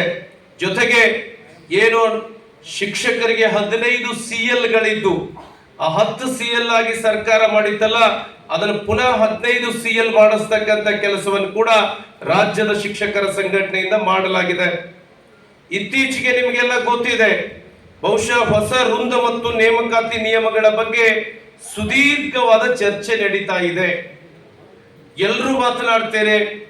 2017ರಲ್ಲಿ ಹೊಸ ವೃಂದ ಮತ್ತು ನೇಮಕಾತಿ ನಿಯಮಗಳು ಬಂದು ಆ ಸಂದರ್ಭದಲ್ಲಿ ಯಾರು ಏನ್ ಮಾಡ್ತಾ ಇದ್ರಿ ಅಂತಕ್ಕಂತ ಪ್ರಶ್ನೆಗಳು ಉದ್ಭವ ಆಗ್ತಾ ಇದ್ದಾವೆ. ಇವತ್ತು ನಮ್ಗೆ ಕೆಲವು ಜನ ಬರೆಯುವುದನ್ನೇ ಕಾಯಕ ಮಾಡ್ಕೊಂಡಿರ್ತಾರ. ನೀವೇನಾರ ಕೆಲಸ ಮಾಡ್ರಿ, ಟೀಕೆ ಮಾಡ್ಲಿಕ್ಕೆ ಅಂತಾನೆ ಒಂದು ತಂಡ ಇದೆ. ಅದರ ಬಗ್ಗೆ ನಾನು ಬಹಳ ಮಾತನಾಡ್ಲಿಕ್ಕೆ ಹೋಗೋದಿಲ್ಲ. 2017ರಲ್ಲಿ ನೀವೆಲ್ಲ ಲೀಡರ್ಸ್ ಆಗಿರೋದ್ರಿಂದ ಕೈ ಮುಗಿತೀನಿ, ಒಂದು 10 ನಿಮಿಷ ನಿಮ್ ಟೈಮ್ ಜಾಸ್ತಿ ತಗೊಳ್ತೀನಿ, ನೀವು ಕೇಳ್ಕೋಬೇಕು. 2017ರಲ್ಲಿ ಈ ರಾಜ್ಯದಲ್ಲಿ ಹೊಸ ವೃಂದ ಮತ್ತು ನೇಮಕಾತಿ ನಿಯಮಗಳು ಬಂದಂತ ಸಂದರ್ಭದಲ್ಲಿ ಸನ್ಮಾನ್ಯ ಗುರಿಕಾರ್ ಅವರು ರಾಜ್ಯದ ಅಧ್ಯಕ್ಷರಾಗಿದ್ರು, ಸನ್ಮಾನ್ಯ ನಾರಾಯಣ ಸ್ವಾಮಿ ಅವರು ರಾಜ್ಯದ ಕಾರ್ಯದರ್ಶಿ ಆಗಿದ್ರು, ನಾನು ರಾಜ್ಯದ ಸಹ ಕಾರ್ಯದರ್ಶಿಯಾಗಿದ್ದೆ. ರಾಜ್ಯದ ಶಿಕ್ಷಣ ಸಚಿವರು ಸನ್ಮಾನ್ಯ ತನ್ವೀರ್ ಸೇಠ್ ಅವರು ಆಗಿದ್ರು. ರಾಜ್ಯದ ಶಿಕ್ಷಣ ಇಲಾಖೆ ಪ್ರಧಾನ ಕಾರ್ಯದರ್ಶಿಗಳು ಅಜಯ್ ಸೇಠ್ ಅವರು ಆಗಿದ್ರು. ಹೊಸ ವೃಂದ ಮತ್ತು ನೇಮಕಾತಿ ನಿಯಮಗಳು ಬಂದಂತ ಸಂದರ್ಭದಲ್ಲಿ ಇವತ್ತು ಬಹಳ ಜನ ಮಾತನಾಡ್ತಾರೆ, ಮಾತನಾಡುವುದಕ್ಕೋಸ್ಕರ ಮಾತನಾಡ್ತಾರೆ. ಅವತ್ತು ನೀವು ಆಕ್ಷೇಪಣೆಗಳನ್ನ ಕೊಡ್ಲಿಲ್ಲ ಅಂತ ಹೇಳಿ ಅತ್ಯಂತ ಪ್ರಾಮಾಣಿಕವಾಗಿ ಹೇಳ್ತೇನೆ, ಸುದೀರ್ಘವಾಗಿರ್ತಕ್ಕಂಥ ಅತ್ಯಂತ ವೈಜ್ಞಾನಿಕವಾಗಿರ್ತಕ್ಕಂಥ ಆಕ್ಷೇಪಣೆಗಳನ್ನ ಸರ್ಕಾರ ಕೊಟ್ವಿ. ಯಾಕೆ ಈ ಸಮಸ್ಯೆ 8 ವರ್ಷ ಆದ್ರೂ ಇನ್ನೂ ಬಗೆಹರಿತಾ ಇಲ್ಲ ಅನ್ನೋದಕ್ಕೆ ನಿಮಗೆ ಹೇಳ್ತಾ ಇದ್ದೀನಿ. ಬಹುಶಃ ಅವತ್ತು ಹೊಸ ವೃಂದ ಮತ್ತು ನೇಮಕಾತಿ ನಿಯಮಗಳ ಕರಡು ನಿಯಮಗಳು ಬಂದಂತ ಸಂದರ್ಭದಲ್ಲಿ 1 ರಿಂದ 5 ಒಂದು ಕೇಡರ್ ಅನ್ನಾಗಿ ಕ್ರಿಯೇಟ್ ಮಾಡಿದ್ರು, 6 ರಿಂದ 8 ಇನ್ನೊಂದು ಕೇಡರ್ ಆಗಿ ಕ್ರಿಯೇಟ್ ಆಯಿತು. ಯಾವುದೇ ಹೊಸ ವೃಂದ ಮತ್ತು ನೇಮಕಾತಿ ನಿಯಮಗಳ ಜಾರಿಯಾಗಿ ಹೊಸ ವೃಂದ ಸೃಷ್ಟಿ ಆದ್ರ, ಈಗ ಉದಾಹರಣೆಗೆ ನಾವೇ ಪ್ರಶ್ನೆ ಮಾಡ್ಕೊಳ್ಳೋಣ. ನಮ್ಮಲ್ಲಿ ಪ್ರಾಥಮಿಕ ಹಂತದ ಒಂದು ವೃಂದ ಇದೆ, ಪ್ರೌಢ ಹಂತದ ಇನ್ನೊಂದು ವೃಂದ ಇದೆ. ನಮ್ಮಲ್ಲಿ BA BSc B.Ed ಮುಗಿಸಿದವ್ರು ಎಲ್ಲಿಗೆ ಹೋಗ್ತೀವಿ? ಹೈಸ್ಕೂಲಿಗೆ ಪ್ರಮೋಷನ್ ಆಗಿ ಹೋಗ್ತಿದ್ವಿ. ಆ ಪ್ರಮೋಷನ್ಗೆ ಎಷ್ಟು ಪರ್ಸೆಂಟೇಜ್ ಅನ್ನು ನಿಗದಿ ಮಾಡಿದ್ರು? 50% ನಿಗದಿ ಮಾಡಿದ್ರು. ಬಹುಶಃ ಸರ್ಕಾರ ಅದನ್ನ ತಲೆಯಲ್ಲಿ ಇಟ್ಟುಕೊಂಡು 6 ರಿಂದ 8ಕ್ಕೆ ನಮಗೆ ಅವತ್ತು ಎಷ್ಟು ಪರ್ಸೆಂಟೇಜ್ ನಿಗದಿ ಮಾಡಿತು? 25% ನಿಗದಿ ಮಾಡಿತು. ಯಾರು ಡಿಗ್ರಿ ಮುಗಿಸ್ತವ್ರದಿರಿ ಅವರಿಗೆ. ಜೊತೆಗೆ ಸರ್ಕಾರ ಬರೇ ಪ್ರಮೋಷನ್ನಿಗೆ ಪರ್ಸೆಂಟೇಜ್ ಅನ್ನ ನಿಗದಿ ಮಾಡಲಿಲ್ಲ, ಅದರ ಜೊತೆಗೆ ನೀವು 6 ರಿಂದ 8ಕ್ಕೆ ಹೋಗ್ಬೇಕಾದ್ರೆ ಏನ್ ಬರಿಬೇಕಂತ ಹೇಳ್ತು? ಪರೀಕ್ಷೆಯನ್ನ ಬರಿಬೇಕು ಅಂತ ಡೈರೆಕ್ಷನ್ ಕೊಡ್ತು. ಅವತ್ತು ಪರೀಕ್ಷೆಯನ್ನ ಬಹಳ ಗಟ್ಟಿಯಾಗಿ ವಿರೋಧ ಮಾಡಿರ್ತಕ್ಕಂಥ ಸಂಘಟನೆ ಯಾವ್ದಾದ್ರು ಇದ್ರ ಅದು ಶಿಕ್ಷಕರ ಸಂಘಟನೆ ಅನ್ನೋದನ್ನ ತಾವೆಲ್ಲ ಪ್ರಾಮಾಣಿಕವಾಗಿ ಅರ್ಥ ಮಾಡ್ಕೋಬೇಕು. ಜೊತೆಗೆ ಅವತ್ ನಮ್ಮ ಶಿಕ್ಷಕರ ಮನಸ್ಸಿನಲ್ಲೆಲ್ಲ ಒಂದು ಬೇಡಿಕೆ ಇತ್ತು, ಏನು? 25 ಇರುವುದು ಎಷ್ಟಾದ್ರೂ ಸಾಕು, ಒಂದು 50% ಆದ್ರೆ ಸಾಕು ಅಂತಕ್ಕಂಥ ಬೇಡಿಕೆ ಇತ್ತು. ಬಹುಶಃ ವೇದಿಕೆ ಮೇಲೆ ಇರ್ತಕ್ಕಂಥ ನಮ್ಮ ನಾಯಕರು, ನಾವು ನಮ್ಮದೇ ಆದಂತ ಒಂದು ಸಭೆ, ಕಾರ್ಯಕಾರಿ ಸಮಿತಿ ಸಭೆಗಳದಾವು, ಜಿಲ್ಲಾ ಕಾರ್ಯಕಾರಿ ಸಮಿತಿ ಸಭೆಗಳು, ತಾಲೂಕಾ ಮಟ್ಟದ ಸಭೆಗಳು ಜರುಗಿ ಅಲ್ಲಿಂದ ಬರ್ತಕ್ಕಂಥ ಅಭಿಪ್ರಾಯವನ್ನ ಕ್ರೋಢೀಕರಿಸಿ ಸರ್ಕಾರಕ್ಕೆ ಒತ್ತಾಯ ಮಾಡ್ತಕ್ಕಂಥ ಸಂದರ್ಭದಲ್ಲಿ 17ರ ಕಾಲಘಟ್ಟ ಇಷ್ಟೆಲ್ಲ ಆಗೋದ್ರೊಳಗ ಗುರಿಕಾರ್ ಅವರು 18ಕ್ಕೆ ನಿವೃತ್ತಿ ಆಗ್ತಾರ. ನಾರಾಯಣ ಸ್ವಾಮಿ ಅವರು ರಾಜ್ಯದ ಅಧ್ಯಕ್ಷರಾಗಿ, ನಾನು ಜನರಲ್ ಸೆಕ್ರೆಟರಿ ಆಗ್ತೀನಿ ಅವತ್ತು. ಬಹುಶಃ 2018ಕ್ಕೆ ನಿಮಗೆ ಗೊತ್ತೈತಿ, ವಿಧಾನಸಭೆಯ ಸನ್ಮಾನ್ಯ ಸದಸ್ಯರು, ನಮ್ಮೆಲ್ಲರ ನಾಯಕರಾದ ಅತ್ಯಂತ ಸರಳ ಮತ್ತು ಸಜ್ಜನ ನಾಯಕರಾಗಿರ್ತಕ್ಕಂಥ ನವಲಗುಂದ ವಿಧಾನಸಭಾ ಕ್ಷೇತ್ರದ ಜನಪ್ರಿಯ ಶಾಸಕರಾದ ಸನ್ಮಾನ್ಯ ಕೋನರೆಡ್ಡಿ ಸಾಹೇಬರು ಬಂದಿದ್ದಾರೆ. ನೀವೆಲ್ಲ ಒಂದು ಅಭಿಮಾನದ ಚಪ್ಪಾಳೆಯನ್ನು ಹೊಡೆದು ಅವರನ್ನ ವೇದಿಕೆಗೆ ಬರಮಾಡಿಕೊಳ್ಬೇಕು. ಮಾಸ್ತರ್ ಕಾರ್ಯಕ್ರಮ ಅಂದ್ರೆ ಬಹಳ ಜೀವ ಅವರು. ವಿಶೇಷವಾಗಿ ನನಗೆ ವಿಧಾನಸೌಧ ಸಿಗ್ತಿರ್ತಾರ, ಅದು ಮಿನಿಸ್ಟರ್ ಆಫೀಸ್ನಾಗ ಸಿಕ್ಕರಂದ್ರೆ ಈ ನುಗ್ಲಿ ಮಾಸ್ತರ ಬನ್ವಿ ಮಾಸ್ತರ್ ಇಬ್ರು ಇಲ್ಲೇ ಇರ್ತಾರಲ್ರಿ ಅಂತಿರ್ತಾರ ಅವ್ರು. ನನ್ನ ಹೆಸರು ತಗೊಂಡಾಗ ಒಂದ್ಸಲ ಬನ್ವಿ ಅವ್ರ ಹೆಸರು ತಗೋತಾರ ಅವ್ರು. ಅಷ್ಟು ಶಿಕ್ಷಕರ ಜೊತೆ ಅನ್ಯೋನ್ಯವಾಗಿ ಬೆರೀತಕ್ಕಂಥ ನಾಯಕರು ನಮ್ಮ ಜೊತೆಗೆ ಬಂದಿದ್ದಾರೆ ಮತ್ತು ಮಾನ್ಯ ಮುಖ್ಯಮಂತ್ರಿಗಳ ಜೊತೆ, ಶಿಕ್ಷಣ ಮಂತ್ರಿಗಳ ಜೊತೆ ಒಳ್ಳೆ ಒಡನಾಟವನ್ನು ಹೊಂದಿದ್ದಾರೆ. ಅವರು ಬಂದಿದ್ದಾರೆ. ಬಹುಶಃ ಅವರು ಕೂಡ ನಮ್ಮ ನೋವನ್ನ ಕೇಳಿಸ್ಕೊಳ್ತಾರೆ ಇವತ್ತು. ಅವಾಗ ನಿಮ್ ಬೇಡಿಕೆ ಏನಾಗಿತ್ತು ಅಂದ್ರ, ನಾವ್ ಯಾಕೆ ಅವ್ರಿಗೆ ಹೇಳ್ಬೇಕಂದ್ರೆ, ಅವರು ಶಾಸಕರಾಗ್ಯಾರ, ನಮಗೇನವ್ರು ಅವ್ರಿಗೆ ಸಾಹೇಬ್ರ ಈಗ ನಾವು ಬರೀ ಮಾಸ್ತರ್ ಆಗಿ ರಿಟೈರ್ಡ್ ಆಗತ್ತೀವಿ. ನಮ್ಮ ಮಂದಿ ಏನಂತಾರ, ನೀವು ಶಾಸಕರಾದವ್ರು ಅವ್ರ ಹೆಂಗ್ ಸಚಿವರು ಹಾಕಾರಲ್ಲ, ನಮ್ಮನ್ನು ಒಂದ್ ಸ್ವಲ್ಪ ಮ್ಯಾಲ ವೈರಿ ಅಂತಾರ ಅವ್ರು. ಅದಕ್ಕೆ ನಮ್ ಸಮಸ್ಯೆ ಐತಿ, ಅವ್ರಿಗೆ ಹೇಳ್ಬೇಕು ನಾವು. ಅದಕ್ಕೆ ನೀವು ಅವತ್ತು ಬೇಡಿಕೆಯನ್ನು ಇಟ್ಟಿದ್ರಿ 25 50 ಪರೀಕ್ಷೆ ತೆಗೆಸ್ಬೇಕಂತೇಳಿ. ಬಹುಶಃ 2018 ಬಂತು, ಸರ್ಕಾರದ ಚುನಾವಣೆಗಳು ಬಂದು, ನಿಮಗೆಲ್ಲ ಗೊತ್ತಿದೆ. ಆ ಚುನಾವಣೆಗಳು ಮುಗಿಯೋಷ್ಟರೊಳಗೆ ಹೊಸ ಸರ್ಕಾರ ಅಸ್ತಿತ್ವಕ್ಕೆ ಬಂತು. ಅವತ್ತು ಸುರೇಶ್ ಕುಮಾರ್ ಅವರು ಶಿಕ್ಷಣ ಮಂತ್ರಿ ಆದ್ರು, ತಮಗೆ ಗೊತ್ತಿರಲಿ. ಅವ್ರ ಮಂತ್ರಿ ಆದ್ಮೇಲೂ ನಾವು ಅದೇ ಬೇಡಿಕೆಯನ್ನು ಇಟ್ವಿ. ಏನು ಅಂತ ಹೇಳಿ, 25 ಇದ್ದಿದ್ದು 50 ಮಾಡ್ರಿ, 50 ಮಾಡಿ ನಮಗೆ ಪರೀಕ್ಷೆ ತೆಗೀರಿ ಅಂತ ಬೇಡಿಕೆ ಇಟ್ಟಿದ್ವಿ ನಾವು ಪ್ರಾಮಾಣಿಕವಾಗಿ. ಅದು ಸುರೇಶ್ ಕುಮಾರ್ ಅವರು ಆಯುಕ್ತರ ಜೊತೆ, ಪ್ರಿನ್ಸಿಪಲ್ ಸೆಕ್ರೆಟರಿಗಳ ಜೊತೆ ಚರ್ಚೆ ಮಾಡಿ ಮಾಡಿ ಮಾಡಿ ಇವತ್ತಿಗೂ ಆ ಕಡತದ ಪ್ರತಿಗಳು ನನ್ನ ಹತ್ರ ಅದಾವ, ನಿಮಗೆ ಗೊತ್ತಿರಲಿ. ಅವ್ರು 50 ಮಾಡ್ಲಿಕ್ಕೆ ತೀರ್ಮಾನ ಮಾಡಿ ಪರೀಕ್ಷೆನೂ ಕೂಡ ತೆಗಿಲಿಕ್ಕೆ ತೀರ್ಮಾನ ಮಾಡಿದ್ರು. ಅಷ್ಟೆಲ್ಲ ಆಗೋದ್ರೊಳಗಾಗ 1 ವರ್ಷ 2 ವರ್ಷ ಹೋಗಿ ಅದು 20 ಬಂತು. 20 ಬಂದ ಮೇಲೆ ನಿಮಗೆ ಗೊತ್ತೈತಿ, ಮತ್ತೆ ಶಿಕ್ಷಣ ಮಂತ್ರಿಗಳು ಏನಾದ್ರು ಬದಲಾವಣೆ ಆದ್ರು. BC ನಾಗೇಶ್ ರವರು ಶಿಕ್ಷಣ ಮಂತ್ರಿ ಆದ್ರೆ ನಿಮಗೆ ಗೊತ್ತೈತಿ. ಅವತ್ತು ತ್ರಿಲೋಕ್ ಚಂದ್ರ ಅವರು ಗಿಂತ ಮೊದಲು ಡಾಕ್ಟರ್ ವಿಶಾಲ್ ಅಂತ ಆಯುಕ್ತರಿದ್ದು, ನಮಗೆಲ್ಲ ನೆನಪಿದೆ. ಅವ್ರೇನ್ ಮಾಡಿದ್ರು, ಇಲ್ರಿ ಹೊಸ ಹುಡುಗರು ಬರ್ಲಿ, ನಮಗೆ 50% ಕೊಡೋದು ಬೇಡ, ಆ 25 ಇದ್ದಿದ್ದು ಎಷ್ಟು ಮಾಡಿದ್ರು ಅಂತಂದ್ರೆ ಅವರು ಬರೇ 33% ಮಾಡಿದ್ರು, ಬೇಕಾದ್ರೆ ಪರೀಕ್ಷೆ ತೆಗೀನು ಅಂತಂದ್ರು. ನಮ್ಮೆಲ್ಲ ಜಿಲ್ಲಾ ಅಧ್ಯಕ್ಷರಿಗೆ ಗೊತ್ತಿದೆ, ಸೆಲ್ಲು ಕುಮಾರ್ ಅವರು ಅವತ್ತು ನಮ್ಮ ಪ್ರಿನ್ಸಿಪಲ್ ಸೆಕ್ರೆಟರಿ ಆಗಿದ್ರು. ನಮ್ದೊಂದು ಕ್ಯಾಪಿಟಲ್ ಹೋಟೆಲ್ನಲ್ಲಿ ಸಭೆ ಕರೆದಿದ್ರು, ಬಹುಶಃ ಬಹಳ ಜನ ಜಿಲ್ಲಾ ಅಧ್ಯಕ್ಷರಿಗೆ ಗೊತ್ತಿದೆ. BC ನಾಗೇಶ್ ಸಾಹೇಬರು ಭಾಷಣ ಮಾಡಿ ಹೊರಟಿದ್ರು. ನಾನು ಅಲ್ಲೇ ಕೇಳಿದೆ, ಯಾವುದೇ ಕಾರಣಕ್ಕೂ ನೀವು ಏನಿದ್ರ ಬಗ್ಗೆ ತೀರ್ಮಾನ ಮಾಡ್ತೀರಿ ಹೇಳ್ಬೇಕಂದೀವಿ ನಾವು. ಆಯ್ತಪ್ಪ, ನಾನು 33 ಇದ್ದಿದ್ದು 40 ಮಾಡ್ತೀನಿ, 40 ಮಾಡಿ ಏನ್ ಮಾಡ್ತೀನಿ ಅಂತ ಹೇಳಿದ್ರು, ಪರೀಕ್ಷೆ ತೆಗಿತೀನಿ ಅಂದ್ರು. ಬಹುಶಃ ನಾವು ನೀವೆಲ್ಲ ತಿಪ್ಟೂರಲ್ಲಿ ಒಂದು ಕಾರ್ಯಕ್ರಮ ಮಾಡಿದ್ವಿ, ನೀವೆಲ್ಲ ಬಂದಿದ್ರಿ ಅಂತ ಅನಿಸ್ತಾರೆ. ಆ ತಿಪ್ಟೂರ್ ಕಾರ್ಯಕ್ರಮ ಆದ್ಮೇಲೆ ನಾನು ಮಾಡಿಕೊಡ್ತೀನಿ ಅಂತ ಹೇಳಿದ್ರು. ಅಷ್ಟೊತ್ತಿಗಾಗ್ಲೇ ಹೆಚ್ಚು ಕಡಿಮೆ 22 23 ಬಂದು ನಿಂತಿದ್ದೀವಿ ನಾವು. ಅವಾಗ ಏನಾಯ್ತು ಅಂದ್ರೆ, ಅವರು ಕೂಡ ನೆಕ್ಸ್ಟ್ ಬದಲಾವಣೆ ಆದ್ರು, ಮತ್ತೆ ಚುನಾವಣೆಗಳು ಬಂದು. ಆ ಸಂದರ್ಭದಲ್ಲಿ ನಮ್ಮ ಜನರಿಂದ, ನಮ್ಮ ಶಿಕ್ಷಕರಿಂದ, ನಿಮ್ಮಿಂದ ಒಂದು ದೊಡ್ಡ ಕೂಗು ಬಂತು, ನಮಗ್ ಬಡ್ತಿ ಕೊಟ್ರೆ ನಾವು 6ರಿಂದ 8ಕ್ಕಿಂತ ಏನ್ ಹಾಕಿವಿ ಅನ್ನಕತ್ತೀರಿ ನೀವು, ನಾವು ಜೂನಿಯರ್ ಹಾಕಿವಿ, ನಮ್ಮ ಬೇಡಿಕೆಯನ್ನ ಬದಲಾವಣೆ ಮಾಡ್ಕೋಬೇಕಂದ್ರೆ. ಅವಾಗ ನಮ್ಮ ಕಾರ್ಯಕಾರಿಯಲ್ಲಿ ಒಂದೇ ತೀರ್ಮಾನ ಆಯ್ತು, ಏನು ಅಂತಂದ್ರ, ಏನಾರ ಆಗ್ಲಿ ನಮ್ಮಲ್ಲಿ ಯಾರು ಡಿಗ್ರಿ ಮುಗಿಸಿವಲ್ಲ, ನಾವು 20-25 ವರ್ಷದಿಂದ 6ರಿಂದ 8ಕ್ಕಲ್ಲ 1ರಿಂದ 8ಕ್ಕೆ ಪಾಠ ಮಾಡ್ತಾ ಬರ್ತಾ ಇದ್ದೀವಿ. ಇತ್ತೀಚೆಗಷ್ಟೇ ಅವ್ರು 15-16 ಸಾವಿರ ಜನ ಬಂದಾರ. ನಾವ್ಯಾಕ ಪ್ರಮೋಷನ್ ತಗೊಂಡು ಜೂನಿಯರ್ ಆಗುನು, ನಮ್ಮ 15-20-25 ವರ್ಷದ್ದು ಏನಕ್ಕಾವು ಟೈಮ್ ಬಾಂಡ್ಗಳು ಲಾಸ್ ಆಕ್ಕಾವು. ಈಗ ಮುಖ್ಯೋಪಾಧ್ಯಾಯರಾಗಿದ್ದಕ್ಕೆ ನಮ್ ಏನಾಗ್ಲಿಕ್ಕತ್ತಾವ, ಟೈಮ್ ಬಾಂಡ್ಗಳು ಲಾಸ್ ಆಗ್ಲಿಕ್ಕತ್ತಾವ ಅನ್ನೋ ಕಾರಣಕ್ಕಾಗಿ ಇಡೀ ಕಾರ್ಯಕಾರಿ ಸಮಿತಿ ಸಭೆ ಒಂದು ಗಟ್ಟಿ ತೀರ್ಮಾನ ಮಾಡ್ತು. ಏನು ಅಂತಂದ್ರ, ನಮ್ಮಲ್ಲೇ ಇರ್ತಕ್ಕಂತ ಎಲ್ಲ ಪದವೀಧರ ಶಿಕ್ಷಕರನ್ನ 6ರಿಂದ 8ಕ್ಕೆ ಯಥಾವತ್ತು ಮರ್ಜ್ ಮಾಡಬೇಕು, ನೀವು ಹೋರಾಟಕ್ಕೆ ಹೋಗ್ಬೇಕು ಅಂತಕ್ಕಂಥ ತೀರ್ಮಾನ ಆದ್ಮೇಲೆ ನಾವು ಕಳೆದ 2 ವರ್ಷದಿಂದ ನಮ್ಮ ಬೇಡಿಕೆಯನ್ನ ಸರ್ಕಾರದ ಮುಂದೆ ಮಂಡಿಸ್ತಾ ಇದ್ದೀವಿ.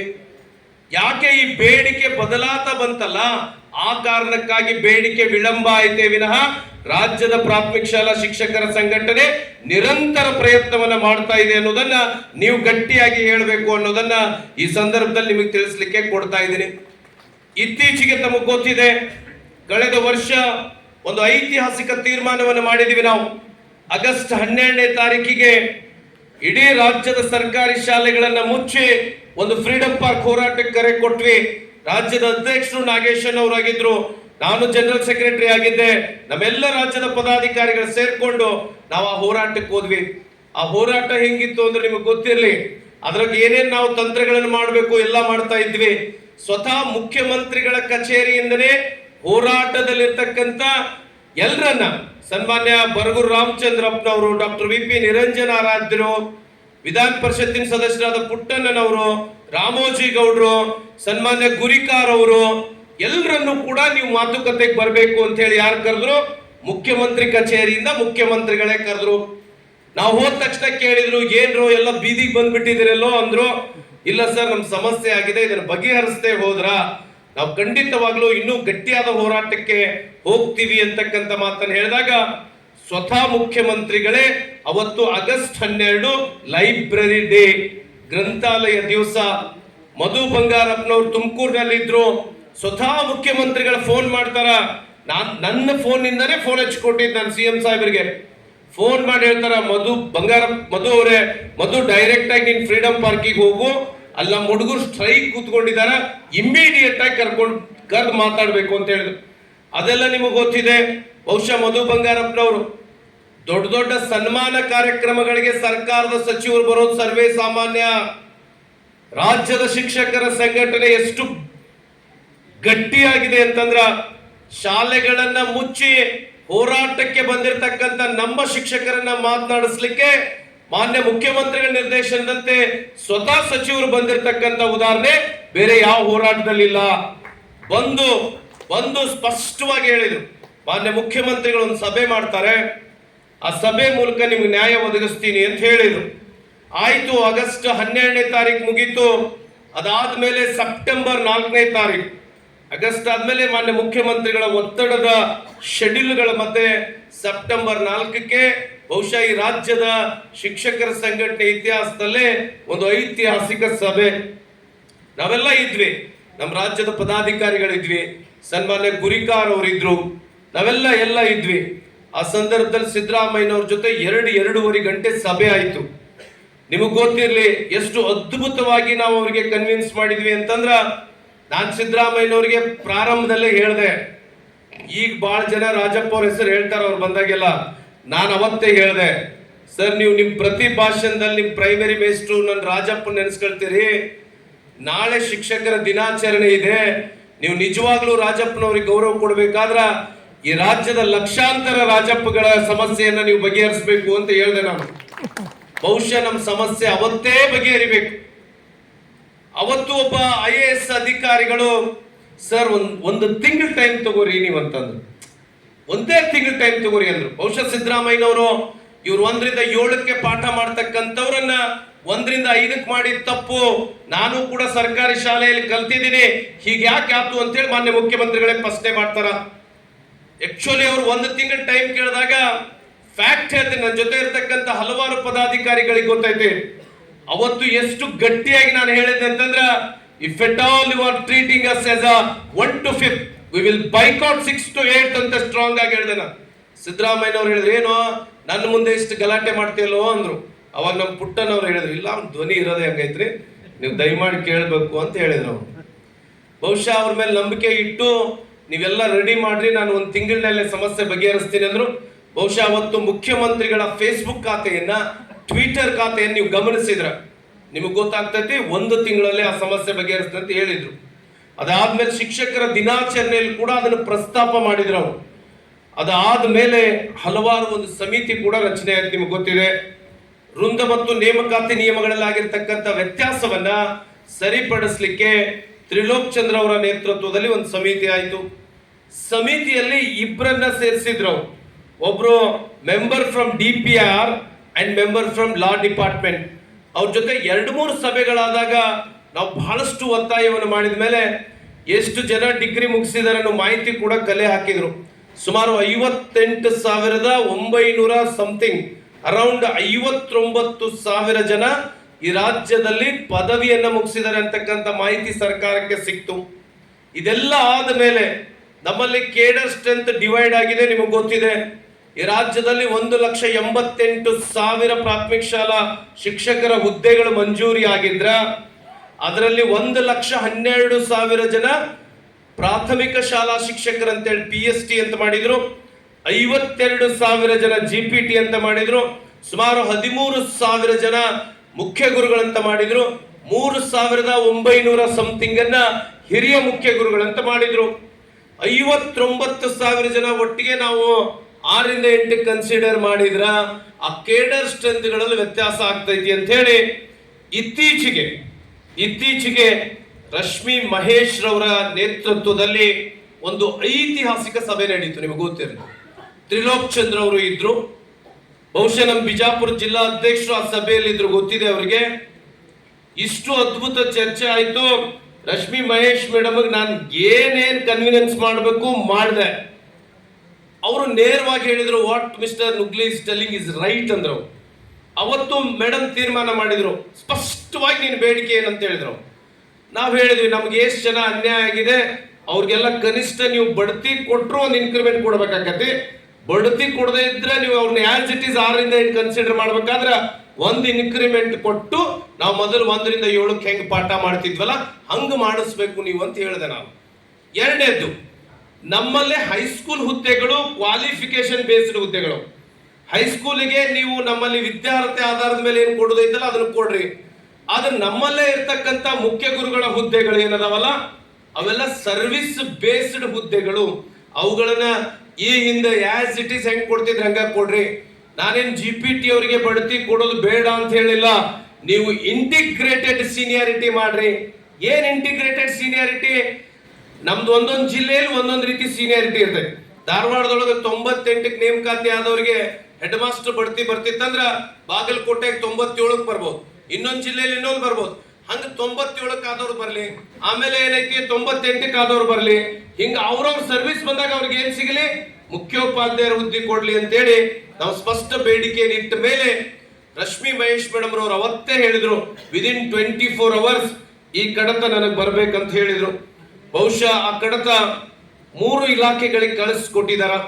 ಆ 3 ಇಲಾಖೆಗಳಿಗೆ ಆ ಕಡತ ಹೋಗಿ ನಿಮಗೆ ಗೊತ್ತಿರ್ಲಿ, ಬಹಳ ಮಂದಿ ಹೇಳ್ಬಿಡ್ತೀರಿ C&R ಏನ್ ದೊಡ್ಡದ್ರಿ ಅಂತೀರಿ. ನಿಮ್ಗೆ ಪ್ರಾಮಾಣಿಕವಾಗಿ ಹೇಳ್ತೇನೆ, ಈ ರಾಜ್ಯದಲ್ಲಿ C&R ಮೊದಲಿದ್ದಂತ C&R 1967-69 ಆಗಿದ್ದು. ಅದು ಆದ್ಮೇಲೆ C&R ಬದಲಾವಣೆ ಆಗ್ತಾ ಇರೋದು 2017. ಒಂದು ವೃಂದ ಮತ್ತು ನೇಮಕಾತಿ ನಿಯಮಗಳು ಬದಲಾಗಬೇಕಾದ್ರ ನೀವು ಗೊತ್ತಿರಲಿ, ಬೆಂಗಳೂರಿನಲ್ಲಿ ಸುಮಾರು 60 ಜನರ ಹತ್ರ ಫೈಲ್ ಹೋಗ್ತೈತೆ. 60 ಜನರ ಹತ್ರ. ನಮ್ಮ ಆಯುಕ್ತರ ಕಚೇರಿಯಿಂದಾನೆ ಪ್ರಾರಂಭ ಆಗ್ತೈತಿ. ರವಿ ಅಂತಕ್ಕಂತ ಒಬ್ಬ AS ಇಂದ ಪ್ರಾರಂಭ ಆದ್ರ ಅಲ್ಲಿಂದ ಒಬ್ಬ SO ಹೋಗಿ DDPIಗಳಿಗೆ ಬಂದು ಡೈರೆಕ್ಟರಿಗೆ ಬಂದು ಕಮಿಷನರಿಗೆ ಬರ್ತೈತಿ. ಕಮಿಷನರ್ ಆಫೀಸ್ ಇಂದ ನಮ್ಮ ಪ್ರಿನ್ಸಿಪಲ್ ಸೆಕ್ರೆಟರಿಗೆ ಬಂದು ಅವ್ರ ಕೆಳಗೊಬ್ರು DS ಡೆಪ್ಯೂಟಿ ಸೆಕ್ರೆಟರಿ ಇರ್ತಾರೆ, ಅಲ್ಲಿಂದ ಬಂದು ಅಲ್ಲಿ ಕೆಳಗೊಬ್ರು ಅಂಡರ್ ಸೆಕ್ರೆಟರಿ, ಅವ್ರಾದ್ಮೇಲೆ SO, ಅವ್ರಾದ್ಮೇಲೆ AS. ಹಿಂಗ ಒಂದೊಂದು ಇಲಾಖೆಯಲ್ಲಿ ಕನಿಷ್ಠ 10 ಮಂದಿ ಹತ್ರ ಕಡತ ಹೋಗ್ತೈತಿ. ಅದು ಸರ್ವಿಸ್ ರೂಲ್ಸ್ ಆಗ್ತಾ ಇರೋದ್ರಿಂದ ನಾವು ಕೇಳಿದ್ದೇನು, ಬಹುಶಃ ನಮ್ BO ಆಫೀಸಲ್ಲಿ ಇದ್ದಾರೆ, SDC ಇದ್ದ ಡೈರೆಕ್ಟ್ ಯಾವತ್ತರ FDC ಕೊಡಕ್ ಸಾಧ್ಯ ಐತೇನ್ರಿ? ಇಲ್ಲ. ನಮ್ದು ಇಡೀ ಒಂದು ಕೇಡರ್ ಸ್ಟ್ರೆಂತ್ ಅನ್ನ ಮರ್ಚ್ ಮಾಡ್ತಕ್ಕಂತ ಐತಿಹಾಸಿಕವಾಗಿರ್ತಕ್ಕಂತ ಕೆಲಸ. ಬಹುಶಃ ಸುಮಾರು 40-50 ಜನರಿಗೆ ಹೋಗಿ ಅದನ್ನ ಕನ್ವಿನ್ಸ್ ಮಾಡಿ ಇವತ್ತು ಆರ್ಥಿಕ ಇಲಾಖೆಯ ಒಪಿನಿಯನ್ಗೆ ಮಾತ್ರ ಕಡತ ಪೆಂಡಿಂಗ್ ಇದೆ. ಲಾ ಡಿಪಾರ್ಟ್ಮೆಂಟ್ ಒಪಿನಿಯನ್ ಕೊಟ್ಟಿದ್ದನ್ನು ನೀವು ವಾಟ್ಸಪ್ ಅಲ್ಲಿ ನೋಡಿದೆ. ಈ ಹಿಂದೆ ಬಂದಿರತಕ್ಕಂತ ಒಪಿನಿಯನ್ ನಮ್ಮ ಸಂಘದ ಮನವಿ ಆಧಾರದ ಮೇಲೆ ಹೋಗಿತ್ತು. 1ರಿಂದ 7ಕ್ಕೆ ನೇಮಕಾತಿ ಆದವರನ್ನ ನೀವು ರಿಟ್ರೋಸ್ಪೆಕ್ಟಿವ್ ಆಗಿ ನಿಯಮಗಳನ್ನು ಅನ್ವಯಿಸಿದ್ದು ತಪ್ಪೈತೆ, ಅವ್ರನ್ನ ಡಿಮೋಷನ್ ಮಾಡಿ ತಪ್ಪೈತಿ ಅಂತ ಇತ್ತು. ಅದಾದ್ಮೇಲೆ ಸರ್ಕಾರ ಈಗ ತಾನೇ ಕಡತವನ್ನು ಕಳಿಸಿದ್ದಲ್ಲ, ಲಾ ಡಿಪಾರ್ಟ್ಮೆಂಟ್ ನಿಂದ ಇದು ನಿಮ್ಮ ಆಡಳಿತ ಇಲಾಖೆಯ ತೀರ್ಮಾನ, ನಿಮ್ಮ ಹಂತದಲ್ಲಿ ತೀರ್ಮಾನ ಮಾಡ್ಕೊಳ್ಳಿ ಅಂತ ಕೊಟ್ಟಿದೆ. ಅದು ಕೂಡ ನಮ್ಮ ಪರವಾಗಿರ್ತಕ್ಕಂಥ ಒಪಿನಿಯನ್. ಇನ್ನು ಸಿಬ್ಬಂದಿ ಮತ್ತು ಆಡಳಿತ ಸುಧಾರಣಾ ಇಲಾಖೆಯನ್ನು ಕೂಡ ಅಷ್ಟೇ ಸ್ಪಷ್ಟವಾದ ಒಪಿನಿಯನ್ ಬಂದಿದೆ. ಆರ್ಥಿಕ ಇಲಾಖೆನೇ ಮುಖ್ಯ, ಎಲ್ಲದಕ್ಕೂ ಯಾವ್ದು ಇಂಪಾರ್ಟೆಂಟ್? ದುಡ್ಡೇ ಮುಖ್ಯ. ಬಹುಶಃ ನಾನು ಆರ್ಥಿಕ ಇಲಾಖೆಯಲ್ಲೇ ಫಸ್ಟ್ ಫೈಲ್ ರಶ್ಮಿ ಮೇಡಮ್ ನಿಂದ ರೇಜು ಅವರಿಗೆ ಹೋಗ್ತದೆ. ರೇಜು ಸಾಹೇಬರಿಂದ ಗೋಪಿಚಂದ್ರನ್ ಅವರಿಗೆ ಬರ್ತದೆ. ಗೋಪಿಚಂದ್ರನ್ ನಾಗರತ್ನ ಅಂತ ಬಂದು ಪಾಟೀಲ್ ಅನ್ನೋರ ಹತ್ರ ಬಂದು ವಾಪಸ್ ನಾವು ಕಳಿಸ್ತಾರೆ ನಮ್ಮ ಡಿಪಾರ್ಟ್ಮೆಂಟ್ಗೆ ಅಂದ್ವಿ. ಮೋಸ್ಟ್ಲಿ ಅವ್ರು ಪಾಸಿಟಿವ್ ಆಗಿ ತೀರ್ಮಾನ ಮಾಡೋದ್ರಿಂದ ರಿತೀಶ್ ಕುಮಾರ್ ಸಿಂಗ್ ಅವರಿಗೆ ಹೋಗಿ ಇವತ್ತು ಮುಖ್ಯಮಂತ್ರಿಗಳ ಅಪರ ಕಾರ್ಯದರ್ಶಿ ACS ಅಂಜುಮ್ ಪರ್ವೇಜ್ ಅವರ ಹತ್ರ ಕಡತ ಇದೆ. ಕಳೆದ 1 ವಾರದಿಂದ ನಾವು ಮಾನ್ಯ ಮುಖ್ಯಮಂತ್ರಿಗಳು ನೀವು ಗಮನಿಸ್ತಾ ಇದ್ದೀರಿ, ಅವರು ಸಚಿವರು ಶಾಸಕರ ಸಭೆ ಮಾಡ್ತಾ ಇರೋದ್ರಿಂದ ಒಂದಿಷ್ಟು ಕೆಲಸದ ಒತ್ತಡ ಇರೋದ್ರಿಂದ ಈ ವಾರದಲ್ಲಿ ಏನಾದ್ರೂ ಮಾಡಿ ಮುಖ್ಯಮಂತ್ರಿಗಳ ಒಂದು ಅಭಿಪ್ರಾಯವನ್ನ ಒಪ್ಪಿಗೆಯನ್ನ ಪಡೆದು ನಮ್ಮ ಶಿಕ್ಷಣ ಇಲಾಖೆಗೆ ಬಂದ್ರ, ನಾನು ನಿನ್ನೆ ಬರ್ಬೇಕಾದ್ರೆ ಮಧು ಬಂಗಾರಪ್ಪ ಸಾಹೇಬ್ರ ಮನೆಗೆ ಹೋಗಿದ್ದೆ. ಏನಾಯ್ತ್ರಿ ನುಗ್ಲಿ, ಎಲ್ಲೈತ್ ಫೈಲ್ ಅಂದ್ರು. ಸರ್ ಅಂಜುಮ್ ಪರ್ವೇಜ್ ಅವ್ರ ಹತ್ರ ಇದೆ ಸರ್ ಅಂದೆ. ಅವ್ರು ಅಂಜುಮ್ ಪರ್ವೇಜ್ ಅವ್ರಿಗೆ ಫೋನ್ ತಗೊಂಡೇ ಬಿಟ್ರು. ಅಂಜುಮ್ ದಯಮಾಡಿ ಅದನ್ನ ನೋಡ್ರಿ, ನನಗೆ ಬಹಳ ಸೀರಿಯಸ್ ಇದೆ, ನೀವು ನಾಳೆ ಕಳಿಸ್ಕೊಟ್ರೆ 4ನೇ ತಾರೀಕು ಕ್ಯಾಬಿನೆಟ್ ಐತಿ, ಕ್ಯಾಬಿನೆಟ್ಗೆ ತರಿಸ್ತೀನಿ ಅಂದ್ರು. ಅಷ್ಟೊಂದು ಮಾನ್ಯ ಶಿಕ್ಷಣ ಸಚಿವರು ಅತ್ಯಂತ ಆ ಸಮಸ್ಯೆಯನ್ನ ಬಗೆಹರಿಸಬೇಕು ಅಂತಕ್ಕಂತ ಒಂದು ಉತ್ತಮ ಅಭಿಪ್ರಾಯವನ್ನ ಹೊಂದಿರೋದ್ರಿಂದ ಖಂಡಿತವಾಗ್ಲೂ ನಾವೊಂದು ತೀರ್ಮಾನವನ್ನ ಮಾಡಿದ್ದೇವೆ. ಬಹುಶಃ ಶಾರ್ಟ್ಲಿ ನಮ್ದೊಂದು ಕಾರ್ಯಕಾರಿ ಸಮಿತಿ ಸಭೆಯನ್ನು ಕರೀತೀವಿ. ಆಗಸ್ಟ್ 12ನೇ ತಾರೀಕು ನಾವು ಹೋರಾಟ ಮಾಡಿ 1 ವರ್ಷ ಆಯ್ತು. ಸೆಪ್ಟೆಂಬರ್ 5ರೊಳಗಾಗಿ ನಮ್ಮ ಬೇಡಿಕೆಗಳು ಈಡೇರಲೇಬೇಕು. ಎಷ್ಟು ವರ್ಷ ನಾವು ಕಾಯ್ಯದ ಹೋರಾಟವನ್ನು ಮಾಡಿದೀವಿ. ಮನ್ ಶಾಸಕರು ಕೂಡ ಇಲ್ಲೇ ಇದ್ದಾರ. ಅವ್ರ ಮೂಲಕ ಸರ್ಕಾರಕ್ಕೂ ಒಂದು ಸುದ್ದಿ, ಒಂದ್ ನಮ್ಮ ಸಂಘಟನೆ ಮಾಹಿತಿ ಹೋಗ್ಬೇಕು. ಅವ್ರು ದಯಮಾಡಿ ನಮ್ಮ ಪರವಾಗಿ, ಯಾಕಂದ್ರೆ ಕೋನರೆಡ್ಡಿ ಸಾಹೇಬರು ಜನರ ಮಧ್ಯೆ ಬೆಳೆದಿರ್ತಕ್ಕಂಥ ಶಾಸಕರು, ಜನರ ಸಮಸ್ಯೆಗಳನ್ನ ಅರ್ಥ ಮಾಡ್ಕೊಂಡು ನಮ್ಮ ಧ್ವನಿಯನ್ನು ಸರ್ಕಾರಕ್ಕೆ ಮುಟ್ಟಿಸ್ತಾರೆ ಅಂತ ಅನ್ಕೊಂಡಿದ್ದೀನಿ. ನಾವು ಆಗಸ್ಟ್ 12ನೇ ತಾರೀಕಿಗೆ ಒಂದು ಇವೆಂಟ್ ಅನ್ನ ಮಾಡ್ತೀವಿ. ಯಾಕಂದ್ರೆ ಇವತ್ತು 1, 2ನೇ ತಾರೀಕು, ನಾಳೆಯಿಂದ 2, 3-4 ದಿನದಲ್ಲಿ ಒಪಿನಿಯನ್ ಬಂದ್ರು ಕ್ಯಾಬಿನೆಟ್ಗೆ ಬರ್ಲಿಕ್ಕೆ ಇನ್ನೂ ಒಂದು 10-15 ದಿವಸ ಹಿಡಿತದೆ. ಬಹುಶಃ ನಾವು ಆಗಸ್ಟ್ 12ನೇ ತಾರೀಕಿಗೆ ಏನ್ ಮಾಡ್ಬೇಕು ಅಂತ ನಿರ್ದೇಶನವನ್ನ ಕೊಡ್ತೀವಿ. ಶಾರ್ಟ್ಲಿ ಹೋರಾಟ ಮಾಡಿ ಎಷ್ಟು ದಿನ ಆಗುತ್ತೆ? ಆಗಸ್ಟ್ 12ಕ್ಕೆ 1 ವರ್ಷ ಆಗ್ತದೆ. ಮಾನ್ಯ ಮುಖ್ಯಮಂತ್ರಿಗಳು ನಮಗೆ ಕೊಟ್ಟಿರ್ತಕ್ಕಂಥ ಟೈಮ್ ಎಷ್ಟು? 1 ತಿಂಗಳು. ಬಹುಶಃ ಕೊಟ್ಟ ಮಾತಿನಂತೆ ನಡೀತಕ್ಕಂಥ ಸರ್ಕಾರದ ಮಾನ್ಯ ಮುಖ್ಯಮಂತ್ರಿಗಳಿಗೆ ಬಹುಶಃ ನಮಗೆ ಕೊಟ್ಟ ಮಾತನ್ನು ತಪ್ಪಲಿಕ್ಕೆ ಸಾಧ್ಯನೇ ಇಲ್ಲ. ಆದ್ರೆ 1 ತಿಂಗಳ ಸಮಸ್ಯೆ ಎಲ್ಲಿವರೆಗೆ ಬಂದು ನಿಂತೈತಿ? 1 ವರ್ಷದವರೆಗೆ ಬಂದು ನಿಂತಿದೆ ಸರ್. ನಾವು ಮತ್ತೊಮ್ಮೆ ನಮ್ಮ ಸಮಸ್ಯೆ ಇದೆ ಅಂತೇಳಿ ಸರ್ಕಾರದ ಗಮನವನ್ನ ಸೆಳೆಯಲಿಕ್ಕೆ ತಾಲೂಕು, ಜಿಲ್ಲೆ, ರಾಜ್ಯ ಹಂತದಲ್ಲಿ ಯಾವುದಾದರೂ ಒಂದು ಆ ನೆನಪು ಮಾಡತಕ್ಕಂತ ಚಟುವಟಿಕೆಯನ್ನು ನಿಮಗೆ ನಿರ್ದೇಶನವನ್ನ ಕೊಡ್ತೇವೆ. ಬಹುಶಃ ಅವತ್ತು ನಮ್ಮ ತಾಲೂಕಿನ ಘಟಕಗಳು ಎಲ್ಲರನ್ನು ಸೇರಿಸಿಕೊಂಡು ಬಹುಶಃ ಸ್ಯಾಟರ್ಡೆ ಆದ್ಮೇಲೆ ನಿಮ್ಮೆಲ್ಲ ಪದಾಧಿಕಾರಿಗಳನ್ನ ಕರೀರಿ, ಅಥವಾ ನಿಮ್ ಇಲೆಕ್ಟೆಡ್ ಎಲ್ಲ ಪದಾಧಿಕಾರಿಗಳನ್ನ ಕರೆದು ಯಾವ ರೀತಿ ಏನ್ ಮಾಡ್ಬೇಕು ಅನ್ನೋದನ್ನ ನಿರ್ದೇಶನ ಕೊಡ್ತೇವೆ. 12ನೇ ತಾರೀಕಿಗೆ ಸರ್ಕಾರಕ್ಕೆ ನಾವು ವಿನಂತಿಯನ್ನು ಕೂಡ ಮಾಡ್ಕೋತೀವಿ.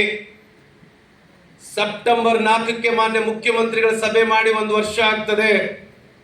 ಈ ಸಲ ನೀವು ಸೆಪ್ಟೆಂಬರ್ 1 ಅನ್ನೋದ್ರೊಳಗೆ ನಮ್ಮ ಬೇಡಿಕೆ ಈಡೇರಿಸದೆ ಹೋದ್ರ 1ನೇ ತಾರೀಕಿಗೆ ಮತ್ತೆ ನಾವು ಈ ರಾಜ್ಯದ ಎಲ್ಲ ಸರ್ಕಾರಿ ಶಾಲೆಗಳಲ್ಲಿರ್ತಕ್ಕಂಥ ಪ್ರಾಥಮಿಕ ಶಾಲಾ ಶಿಕ್ಷಕರು ಸಾಂದರ್ಭಿಕ ರಜೆ ಹಾಕಿ ಮತ್ತೆ ಬೆಂಗಳೂರಿಗೆ ಬಂದು ಕೂತ್ಕೊಳ್ತೀವಿ ನಾವು. ಬಹುಶಃ ಅವತ್ತು ನಾವು ತೀರ್ಮಾನ ಮಾಡ್ತೀವಿ, ನಾವು ಶಿಕ್ಷಕರು ಮಕ್ಕಳ ಹಿತದೃಷ್ಟಿಯಿಂದ ನಾವು 6ರಿಂದ 8ರವರೆಗೆ ಪಾಠ ಮಾಡ್ಲಿಕ್ಕತ್ತೀವಿ. ನೀವು ನಮ್ಮ ಬೇಡಿಕೆ ಟೀಚರ್ಸ್ ಡೇ ಒಳಗೆ ಈಡೇರಿಸದೆ ಹೋದ್ರ ಇನ್ಮೇಲೆ ನಾವು ಎಷ್ಟಕ್ಕೆ ಪಾಠ ಮಾಡ್ತೀವಿ? 1ರಿಂದ 5ಕ್ಕೆ ಪಾಠ ಮಾಡ್ತೀವಿ. ಉಳಿದ ಎಲ್ಲ ಶಿಕ್ಷಕರು ಶಾಲೆಗೆ ಬಂದು ಮಕ್ಕಳಿಗೆ ಪಾಠ ಮಾಡ್ಲಿ. ನೀವು ತಯಾರಾಗ್ಬೇಕು ನಾಯಕರಾದವರು. ಯಾರು 50ಕ್ಕೊಬ್ಬರಂತೆ ಆಯ್ಕೆ ಆಗಿರಿ 3,000 4,000 ಜನ, ನಾವು ಅಲ್ಲೇ CL ಅನ್ನ ಹಾಕಿ 2, 3, 4 ಶಿಕ್ಷಕರ ದಿನಾಚರಣೆಯನ್ನು ಕೂಡ ನಾವೆಲ್ಲಿ ಮಾಡಬೇಕಾಗ್ತದೆ, ಅಲ್ಲೇ ಮಾಡಬೇಕಾದಂತ ಅನಿವಾರ್ಯತೆ ಬರ್ತದೆ ಅನ್ನೋದನ್ನು ಕೂಡ ನಾನು ನಿಮ್ ಗಮನಕ್ಕೆ ತರ್ತಾ ಇದ್ದೀನಿ. ಈ ಎಲ್ಲ ಅಂಶಗಳನ್ನ ಸರ್ಕಾರಕ್ಕ 12ನೇ ತಾರೀಕಿಗೆ ನಾವು ತಿಳಿಸ್ಬೇಕಾಗ್ತದೆ. ಆ ಕಾರಣಕ್ಕಾಗಿ ಈ ಒಂದು ಸಭೆ ಎಂತ ಮಹತ್ವದ ಸಭೆ ಅಂತಂದ್ರ, ನೀವು ಈ ಕಳೆದ 15-20 ದಿನಗಳ ಕಾಲ ಈ ಶಿಕ್ಷಕರಲ್ಲಿ ಒಂದು ದೊಡ್ಡ ಮಟ್ಟದ ಜಾಗೃತಿಯನ್ನು ಮೂಡಿಸಬೇಕು. ಒಂದು ವೇಳೆ ಸರ್ಕಾರ ನಮಗೆ ಮಾತು ಕೊಟ್ಟಂತೆ ನಮ್ಮ ಬೇಡಿಕೆಯನ್ನು ಈಡೇರಿಸುತ್ತೆ, ಬಹುಶಃ ನನಗೆ ನಂಬಿಕೆ ಇದೆ, ಯಾವುದೇ ಕಾರಣಕ್ಕೆ ಈ ಸಲ ಸರ್ಕಾರ ನಮ್ಮನ್ನ ಹೊರಗಡೆ ಬಿಡೋದಿಲ್ಲ. ಯಾಕಂದ್ರೆ ಅವರು ಆ ರೀತಿ ಮಾಡ್ಲಿಕ್ಕೆ ಸಿದ್ಧರಿದ್ದಾರೆ, ಆ ರೀತಿಯಾಗಿ ಬೇಡಿಕೆಯನ್ನು ಈಡೇರಿಸ್ತಾರೆ ಅಂತಕ್ಕಂಥ ವಿಶ್ವಾಸ ಇದೆ. ಅನಿವಾರ್ಯವಾಗಿ ನಮ್ಮ ಬೇಡಿಕೆ ಈಡೇರದೆ ಇದ್ರೆ ನಾವು ಹೋರಾಟಕ್ಕೂ ಕೂಡ ಸಿದ್ಧರಾಗಬೇಕು ಅಂತಕ್ಕಂಥ ವಿನಂತಿಯನ್ನ, ಒತ್ತಾಯವನ್ನ ನಿಮ್ಮ ಮೂಲಕ ಸರ್ಕಾರಕ್ಕೆ ನಾನು ಮಾಡ್ಲಿಕ್ಕೆ ಬಯಸ್ತಾ ಇದ್ದೀನಿ. ಸನ್ಮಾನ್ಯ ಕೋನರೆಡ್ಡಿ ಸಾಹೇಬರು ಇದ್ದಾರೆ, 2-3 ದಿವಸ ಬಿಟ್ಟು ಅವ್ರು ಬೆಂಗಳೂರಿಗೆ ಬಂದ್ರ, ಇಲ್ರಿ ನಾನು ನೋಡಿನಿ ಅವ್ರ ಸಮಸ್ಯೆ ಬಹಳ ಐತೆ ಅಂತ ಹೇಳಿ ಬೇಕಾದ್ರೆ CM ಹತ್ರ ಅವ್ರು ನಮ್ಮನ್ನ ಕರ್ಕೊಂಡು ಹೋಗ್ತಾರ, ನಾವು ಅವ್ರು ಕೂಡ ಬೇಕಾದ್ರೆ ಒತ್ತಾಯವನ್ನು ಕೂಡ ಮಾಡ್ತೀವಿ ಅನ್ನೋದನ್ನು ಕೂಡ ಈ ಸಂದರ್ಭದಲ್ಲಿ ಹೇಳಲಿಕ್ಕೆ ಬಯಸ್ತಾ ಇದ್ದೀನಿ. ಬಹಳಷ್ಟು ಸರ್ ಸಿಕ್ಕಾಪಟ್ಟೆ ಈ ರಾಜ್ಯದ ಶಿಕ್ಷಕರ ಮೇಲೆ ಕೆಲಸದ ಒತ್ತಡ ಜಾಸ್ತಿ ಆಗಿದೆ. ಖಂಡಿತವಾಗ್ಲೂ ಇವತ್ತು ಬೆಳಿಗ್ಗೆ ಅಟೆಂಡೆನ್ಸ್ ಹಾಕ್ಬೇಕಾದ್ರೆ 3 ರೀತಿಯ ಆ್ಯಪ್ಗಳು ಸರ್ಕಾರಿ ಶಾಲೆಯಲ್ಲಿ ಇದಾವೆ. ಮುಂಜಾನೆ ಎದ್ದ ತಕ್ಷಣ SATS ಅಂತ ಮಾಡಬೇಕು, ಅದಾದ್ಮೇಲೆ MDM ಅಂತ ಮಾಡಬೇಕು, ಅದಾದ್ಮೇಲೆ SNF ಅಂತ ಮಾಡಬೇಕು. ಬಹುಶಃ ಮೊನ್ನೆ ನಾನು ಆಯುಕ್ತರಿಗೆ ಮತ್ತು ರಶ್ಮಿ ಮೇಡಮ್ ರವ್ರಿಗೆ ಕನ್ವಿನ್ಸ್ ಮಾಡಿದ್ದೀನಿ, ಈ 3 ಆ್ಯಪ್ಗಳಲ್ಲಿ ಅಟೆಂಡೆನ್ಸ್ ಹಾಕೋದ್ರೊಳಗಾಗಿ 1 ಪೀರಿಯಡ್ ಲಾಸ್ ಆಕೈತೆ. ನಮ್ದು ಮಕ್ಕಳಿಗೆ ಕಲಿಕೆಯನ್ನು ಮಾಡೋದು ಕಷ್ಟ ಆಕೈತೆ ಅಂತ ಹೇಳಿದೀನಿ. ಬಹುಶಃ ಅವ್ರು ಶಾರ್ಟ್ಲಿ ಒಂದು ತೀರ್ಮಾನ ಮಾಡ್ತಾ ಇದ್ದಾರೆ, ಈ ಎಲ್ಲಾ ಆ್ಯಪ್ಗಳನ್ನ ಮರ್ಜ್ ಮಾಡಿ ಒಂದೇ ಆ್ಯಪ್ ನಲ್ಲಿ ಅಟೆಂಡೆನ್ಸ್ ಹಾಕ್ತಕ್ಕಂತ ಕೆಲಸವನ್ನ ಮಾಡಿಸಿಕೊಡ್ತೀವಿ ಅನ್ನೋದನ್ನು ಕೂಡ ಈ ಸಂದರ್ಭದಲ್ಲಿ ಹೇಳಲಿಕ್ಕೆ ಬಯಸ್ತಾ ಇದ್ದೀನಿ. ತಾವು LBA ಬಗ್ಗೆ ಬಹಳಷ್ಟು ಸಮಸ್ಯೆಗಳನ್ನ ಎಲ್ಲ ಜಿಲ್ಲಾ ಅಧ್ಯಕ್ಷರು ನನ್ನ ಗಮನಕ್ಕೆ ತಂದಿದ್ದಾರೆ. ವಿಶೇಷವಾಗಿ ನಮ್ಮ ಧಾರವಾಡ ಜಿಲ್ಲಾ ಅಧ್ಯಕ್ಷರು ಒಟ್ಟಿಗೆ ಬೇಡ್ರಿ ಅದು ಹೇಳ್ರಿ ನೀವು ಅಂತ ಹೇಳಿದ್ದಾರೆ. ನಾನು ಮೊನ್ನೆ ಒಂದು 3 ಗಂಟೆ ಸಭೆ ಆಯ್ತು ರಶ್ಮಿ ಮಹೇಶ್ ಮೇಡಮ್ ರವ್ರ ಜೊತೆ. ನನಗೂ ಹಿಂಗ ನೀವು ಫೋನ್ ಮಾಡ್ತಿರಲ್ಲ ಮಾಡ್ಬಿಡ್ತೀರಿ, ಏನ್ರಿ ಆ ಪಾಠದ ಟಿಪ್ ನೀನು ಬರಿಬೇಕು ಮೊಬೈಲ್ನಾಗ, ಅದೆಲ್ಲ ಹೆಂಗ್ ಬರೆಯಕ್ಕಾಗತ್ರಿ ಅಂದೆ ನಾನು. ಅಂದ ತಕ್ಷಣ ಅವ್ರು ನನಗೆ ಅಲ್ಲಿ DSIT ಡೈರೆಕ್ಟರ್ ಇದ್ರು ಗೋಪಾಲ್ ಕೃಷ್ಣ ಅಂತ ಹೇಳಿ, ಮೇಡಮ್ ನೀವು 1 ನಿಮಿಷ ಪರ್ಮಿಷನ್ ಕೊಟ್ರೆ ಸ್ವಲ್ಪ ಚಂದ್ರಿಗೆ ಮಾತಾಡ್ತೀನಿ ರೀ ಅಂದ್ರು. ಮಾತಾಡ್ರಿ, ನೀನು ಪ್ರಾಮಾಣಿಕವಾಗಿ ಹೇಳು, ಪಾಠ ಮಾಡ್ತೀನಿ ಅಂತ ಕೇಳಿದ್ರು ನನಗೆ. ಇಲ್ಲ ಮಾಡ್ತೀನಿ ರೀ, ಅವಕಾಶಕ್ಕೆ ಮಾಡಲೇಬೇಕಲ್ಲ, ಟೀಚರ್ ಅಂದಮೇಲೆ ಪಾಠ ಮಾಡ್ತೀನಿ, ಬಟ್ ಈ ಲೆಸನ್ ಪ್ಲಾನ್ ಮೊಬೈಲ್ನಾಗ ಬರೆಯೋದೈತಂತ ನಿನಗೆ ಯಾರ ಹೇಳಿಕೊಟ್ಟಾರ ಅಂದ್ರು. ಇಲ್ರಿ ನನಗೆ ಮತ್ತೆ ಟೀಚರ್ಸ್ ಹೇಳ್ತಾರಲ್ಲ ಸಮಸ್ಯೆ ಇದ್ದದ್ದು ಅಂತ ನಾನು ತೋರಿಸ್ತೀನಿ ಅಂತೇಳಿ ಅಲ್ಲೇ ಅವರೊಂದು ಆ್ಯಪ್ ಓಪನ್ ಮಾಡಿ ನನಗೆ ತೋರಿಸಿದ್ರು. ಅವ್ರು ಒಂದು ಲೆಸನ್ ಪ್ಲಾನ್ ಹೆಂಗೆ ಅಪ್ಡೇಟ್ ಮಾಡಬೇಕು ಅಂತೇಳಿ. It will take hardly 1.5 minute. ಒಂದು ಲೆಸನ್ ಪ್ಲಾನ್ ಅಪ್ಡೇಟ್ ಮಾಡಕ್ಕೆ 1.5 ನಿಮಿಷ ಹಿಡಿತು. ಆಯ್ತು ಮೇಡಮ್, 25 ಕ್ವಶನ್ ಕೊಡಾಕತ್ತೀರಿ, ಆ ಬೋರ್ಡ್ ಮ್ಯಾಗ 25 ಕ್ವಶನ್ ಬರೀಬೇಕು, ಅಳಕಿಸ್ಬೇಕು, ಎಲ್ಲ ಎಷ್ಟು ಸಮಸ್ಯೆ ರೀ ಅಂತ ಹೇಳಿದೆ ನಾನು. ಆಯ್ತಪ್ಪ, ನಿನಗೆ ಉಳಿದಿದ್ದು ಏನೈತಿ ಎಲ್ಲ ಕಡಿಮೆ ಮಾಡಬೇಕಾರೆ ನೀ LBA ಮೇಡಮ್ ಇದು ಕಾನ್ವೆಂಟ್ ಮಾದರಿ, ಕಾನ್ವೆಂಟ್ನಲ್ಲಿ ಅಲ್ಲಿ ಕ್ಲಾಸಿಗೆ ಸಬ್ಜೆಕ್ಟಿಗೆ ಒಬ್ರು ಟೀಚರ್ ಇರ್ತಾರೆ, ನಮ್ಗೆ ಯಾಕಿದು ಅಂತ ಹೇಳಿದಾಗ, ಇಲ್ಲ ಈ ಸಲ ಸ್ವಲ್ಪ ತೊಂದರೆ ಆದರೂ LBA ಜಾರಿಗೆ ತಂದ್ರೆ ಮುಂದಿನ ವರ್ಷದಿಂದ ಅವ್ರು ನಮಗೆ ಪ್ರಾಮಿಸ್ ಮಾಡಿದಾರ, ಈ ರಾಜ್ಯದಲ್ಲಿರ್ತಕ್ಕಂಥ ಶಿಕ್ಷಕರ ಮೇಲೆ ಇರ್ತಕ್ಕಂಥ ಈ LBA ಸಮವರ್ತಿತ ಚಟುವಟಿಕೆಗಳದಾವಲ್ಲ, LBA ಸಮವರ್ತಿತ ಚಟುವಟಿಕೆಗಳಾಗಿರ್ತಕ್ಕಂಥ ಬಹುಶಃ ನಲಿಕಲಿಯನ್ನ ಇದೇ ವರ್ಷ ರದ್ದು ಮಾಡ್ತಕ್ಕಂಥ ತೀರ್ಮಾನ ಮಾಡಿದ್ರು, ಇದೇ ಕಳೆದ ಜೂನ್ಲಿಂದ. ಆದ್ರೆ ನಮಗೆ ಅವೇನು ನಲಿಕಲಿಗೆ ಸಂಬಂಧಿಸಿದ ಎಲ್ಲ ಕಾರ್ಡ್ಗಳು ಎಲ್ಲ ಬಂದ್ಬಿಟ್ಟು ಅವು ಪ್ರಿಂಟ್ ಮಾಡಿವೆ ಅಂತೇಳಿ DSCRT ಅವ್ರು ಹೇಳಿರೋದ್ರಿಂದ ನಲಿಕಲಿ ಈ ವರ್ಷ ಮುಂದೋಗಿದೆ. ಈಗಾಗಲೇ ಮಾನ್ಯ ನಮ್ಮ ಸಂಘದಿಂದ ಒಂದು ಲೆಟ್ರೇ ತಗೊಂಡ್ರವ್ರು, ನಿಮ್ ನಲಿಕಲಿ ಇರಬೇಕೇನೋ ಅಂತಂದ್ರೆ ಅವರು ಒಟ್ಟಿಗೆ ಬೇಡ್ರಿ ಮೇಡಮ್, ನಲಿಕಲಿ ಇರುದ ಬೇಡ ಅಂತೇಳಿ ನಾನು ಹೇಳಿದ್ದೀನಿ. ಅವ್ರು ಮುಂದಿನ ಜೂನ್ದಿಂದ ನಲಿಕಲಿಯನ್ನು ಕೂಡ ರದ್ದು ಮಾಡ್ತಾರ ಅಂತಕ್ಕಂಥದ್ದನ್ನ ಮಾನ್ಯ ಏನು ಶಿಕ್ಷಣ ಇಲಾಖೆ ಪ್ರಧಾನ ಕಾರ್ಯದರ್ಶಿಗಳು ತೀರ್ಮಾನ ಮಾಡಿದಾರ. ಜೊತೆಗೆ ಈ ಮರು ಸಿಂಚನ, ಓದು ಕರ್ನಾಟಕ, ಗಣಿತ ಗಣಕ, FLN ಇವೆಲ್ಲವುಗಳು ಕೂಡ ಆ LBAದ ಸಮವರ್ತಿತ ಚಟುವಟಿಕೆಗಳಾಗಿರೋದ್ರಿಂದ ಈ ಎಲ್ಲಾ ಚಟುವಟಿಕೆಗಳನ್ನ ಮುಂದಿನ ವರ್ಷದಿಂದ ಸ್ಟಾಪ್ ಮಾಡ್ತೀನಿ. LBA ನೀವು ರಿಕ್ವೆಸ್ಟ್ ಮಾಡ್ಕೊಂಡಿದ್ದಕ್ಕ 25 ಮಾರ್ಕ್ಸ್ ಇದ್ದಿದ್ದು 10 ಮಾರ್ಕ್ಸಿಗೆ ಇಳಿಸ್ಯಾರ. ಮೋಸ್ಟ್ಲಿ ನಿಮಗೆ ಇವತ್ತು ಅಥವಾ ನಾಳೆ ಅಧಿಕೃತ ಆದೇಶ ಬರ್ತೈತಿ. 10 ಮಾರ್ಕ್ಸ್ ರೈಟಿಂಗ್ ಇರ್ತೈತಿ, 5 ಮಾರ್ಕ್ಸ್ ಓರಲ್ ಇರ್ತೈತಿ 1 ರಿಂದ 5ಕ್ಕ. ಅದು ಸೋಷಿಯಲ್ ಸ್ಟಡೀಸ್ ಒಳಗ 2 ಪಾಠಗಳನ್ನ ಸೇರಿ 1 LBA ಮಾಡ್ಲಿಕ್ಕೆ ಡೈರೆಕ್ಷನ್ ಕೊಟ್ಟಿದಾರ. ಇನ್ನು ಜೊತೆಗೆ ಕನ್ನಡ ಸಬ್ಜೆಕ್ಟ್ ನಲ್ಲಿ 1 ಪದ್ಯ ಮತ್ತು 1 ಗದ್ಯ ಸೇರಿಸಿ LBA ಮಾಡ್ಲಿಕ್ಕೆ ಡೈರೆಕ್ಷನ್ಸ್ ಕೊಟ್ಟಿದಾರ. ಇವೆಲ್ಲ ಅಪ್ರೂವ್ ಆಗಿದೆ. 2 ದಿವಸದಲ್ಲಿ ಅಧಿಕೃತ ಆದೇಶವನ್ನ ಮಾಡಿಸಿಕೊಡ್ತೇವೆ ಅನ್ನೋದನ್ನು ಕೂಡ ಬಹಳ ಸ್ಪಷ್ಟವಾಗಿ ಹೇಳಲಿಕ್ಕೆ ಬಯಸ್ತಾ ಇದ್ದೀನಿ. ಇಷ್ಟಾದ್ರೆ ಸರಿ, ಆದ್ರೆ ಆನ್ಲೈನ್ ಎಂಟ್ರಿ ಮಾಡೋದು ನಮ್ಗೆ ಇಡಿಸ್ಬೇಡ್ರಿ ಅನ್ನೋದು ಎಲ್ಲರ ಒತ್ತಾಯ ಇದೆ. ನಾನು ನಾಳೆ ಒಂದು ದಿವಸ ಆಲ್ಮಟ್ಟಿಯಲ್ಲಿ ಇರ್ತೀನಿ.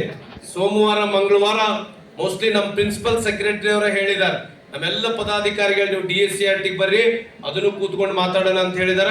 ಖಂಡಿತವಾಗ್ಲೂ LBAದಲ್ಲಿ ಇಷ್ಟೊಂದು ಬದಲಾವಣೆಗಳನ್ನ ಮಾಡಿಸ್ತಕ್ಕಂಥ ಕೆಲಸವನ್ನ ಮಾಡ್ತೇವೆ ಅನ್ನೋದನ್ನು ಕೂಡ ಈ ಸಂದರ್ಭದಲ್ಲಿ ಹೇಳ ಬಯಸುತ್ತಾ, ಬಹುಶಃ ನಮ್ಗೆ BLO ಡ್ಯೂಟಿ ಬರೆಯಾಗಿರ್ಬೋದು, ಸೆನ್ಸಸ್ ಡ್ಯೂಟಿ ನೋಡ್ರಿ, ನಿಮಗೆ ಗೊತ್ತಿರಲಿ, ನಮ್ಮ ಸೆಕ್ರೆಟರಿನೇ ನೇರವಾಗಿ ಎಲೆಕ್ಷನ್ ಕಮಿಷನ್ಗೆ ಪತ್ರ ಬರೆದು ಶಿಕ್ಷಕರನ್ನ BLO ಡ್ಯೂಟಿ ಮಾಡಿಸಬಾರ್ದು ಅಂದಾಗ ನಾವು ಬಹಳ ಒತ್ತಡ ಮಾಡಿದಕ್ಕೆ ಈಗ ಏನ್ ಮಾಡಕತ್ತಾರ ಗೊತ್ತೇನೋ, ಅವರು ಶಾಲಾ ಅವಧಿ ನಂತರ ಕೆಲಸಗಳನ್ನ ಹಾಕ್ಲಿಕ್ಕತ್ತಾರ. ಆದ್ರ ಕೇಂದ್ರ ಸರ್ಕಾರದ ಚುನಾವಣಾ ಆಯೋಗದ ನಿರ್ದೇಶನ ಏನಿತ್ತು ಅಂತಂದ್ರ C+ ಅಬೋವ್ ಗ್ರೂಪ್ನವ್ರು ತಗೋಬೇಕಂದಿದ್ದಕ್ಕ ನಾವು ಮೊನ್ನೆ ಮತ್ತೊಮ್ಮೆ ಶಾಲಿನಿ ರಜನೀಶ್ ಮೇಡಮ್ ಅವ್ರು ರಿಕ್ವೆಸ್ಟ್ ಮಾಡ್ಕೊಂಡ್ವಿ. ಒಂದು ತಾಲೂಕಿನೊಳಗ BLOಗಳು 200 ಜನ ಇದ್ರ C ಅಬೋವ್ ಗ್ರೂಪ್ನವ್ರಿಗೆ ಒಡೆದು ಹಾಕ್ರಿ ನನ್ನ ಕೆಲಸ. 200 ಜನ ಟೀಚರ್ಸ್ ಯಾಕೆ ಹಾಕ್ತೀರಿ? ಒಂದು 25 ಜನ ಟೀಚರ್ಸ್ಗೆ ಹಾಕ್ರಿ, ಒಂದು 25 ಜನ ಬೇರೆ ಬೇರೆ ಹೆಲ್ತ್ ವರ್ಕರ್ಸ್ಗೆ ಹಾಕ್ರಿ, 25 ಜನ ಅಂಗನವಾಡಿ ಅವ್ರಿಗೆ, ಇದು ಗ್ರಾಮ ಪಂಚಾಯತಿ ಅವ್ರಿಗೆ ಹಾಕ್ರಿ ಅಂತ ಹೇಳಿದೀವಿ. ಈಗ ಆ ರೀತಿಯ ಆದೇಶಗಳು ಬೇರೆ ಬೇರೆ ಇಲಾಖೆಯವರಿಗೆ ಕೂಡ ಹಾಕ್ತಾ ಇದ್ದಾರೆ ಅನ್ನೋದನ್ನು ಕೂಡ ಈ ಸಂದರ್ಭದಲ್ಲಿ ನಾನು ಹೇಳಲಿಕ್ಕೆ ಬಯಸ್ತಾ ಇದ್ದೇನೆ. ಜೊತೆಗೆ ಹಲವಾರು ಸಮಸ್ಯೆಗಳ ಬಗ್ಗೆ ರಾಜ್ಯದ ಶಿಕ್ಷಕರ ಸಂಘಟನೆ ನಿರಂತರವಾಗಿ ಪ್ರಯತ್ನವನ್ನ ಮಾಡ್ತಕ್ಕಂಥ ಕೆಲಸ ಮಾಡ್ತಾ ಇದ್ದೀವಿ.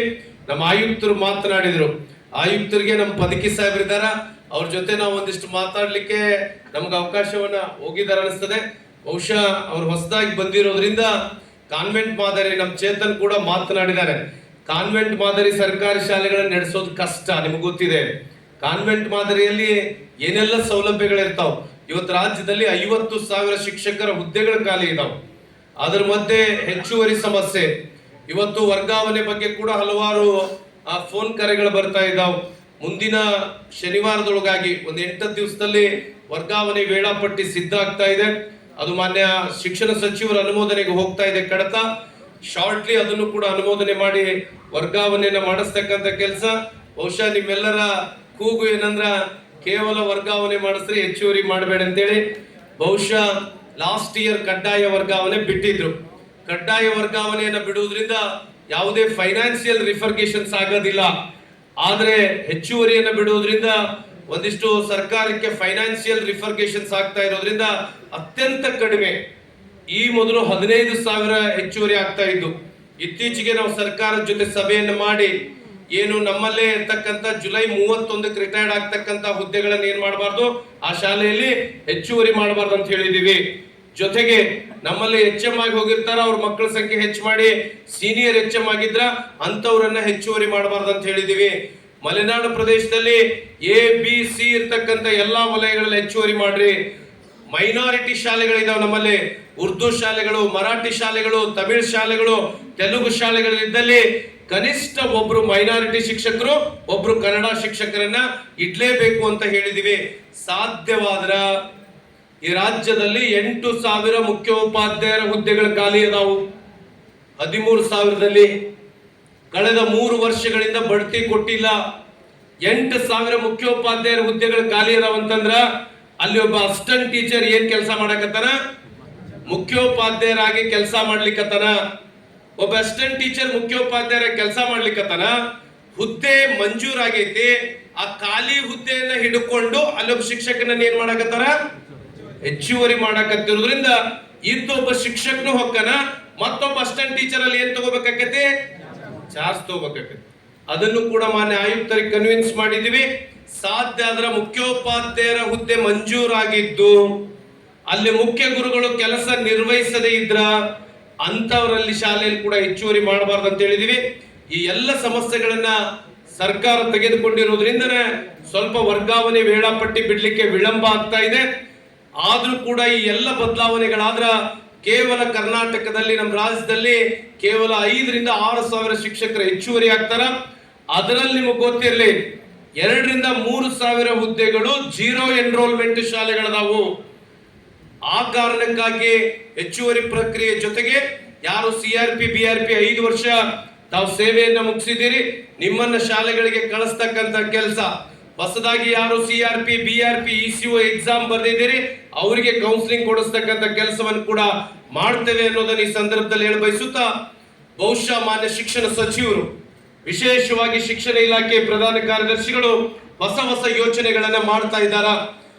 ರಶ್ಮಿ ಮಹೇಶ್ ಮೇಡಮ್ ರವರು, ನಾವು ಶಾಲಿನಿ ರಂಜೀಶ್ ಮೇಡಮ್ ಅವ್ರ ಜೊತೆ ಮೊನ್ನೆ ಒಂದು ಸಭೆ ಮಾಡಿದ್ವಿ ಇತ್ತೀಚೆಗೆ, ನೀವೆಲ್ಲ ನೋಡಿರ್ತೀರಿ.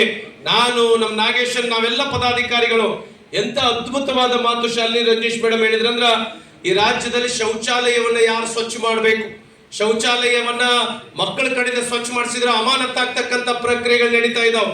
ಅದಕ್ಕೆ ಶಾಲಿನಿ ರಂಜೀಶ್ ಮೇಡಮ್ ರವ್ರು ಹೇಳಿದ್ರು, ಕ್ಲಸ್ಟರಿಗೆ ಒಂದು ಏಜೆನ್ಸಿ ಫಿಕ್ಸ್ ಮಾಡೋಣ, ಅವ್ರಿಗೆ ಒಂದಿಷ್ಟು ಕಾಂಟ್ರಾಕ್ಟ್ ಕೊಡೋಣ, ಆ ಕ್ಲಸ್ಟರಿನ ಶಾಲೆಗಳನ್ನ ಸ್ವಚ್ಛ ಮಾಡ್ಲಿಕ್ಕೆ ಒಂದು ಏಜೆನ್ಸಿ ಮಾಡ್ತಕ್ಕಂಥ ಕಡತವನ್ನು ನನಗೆ ಕಳಿಸ್ಕೊಡ್ರಿ ಅಂತಕ್ಕಂಥ ಮಾತನ್ನ ಹೇಳಿದ್ರು.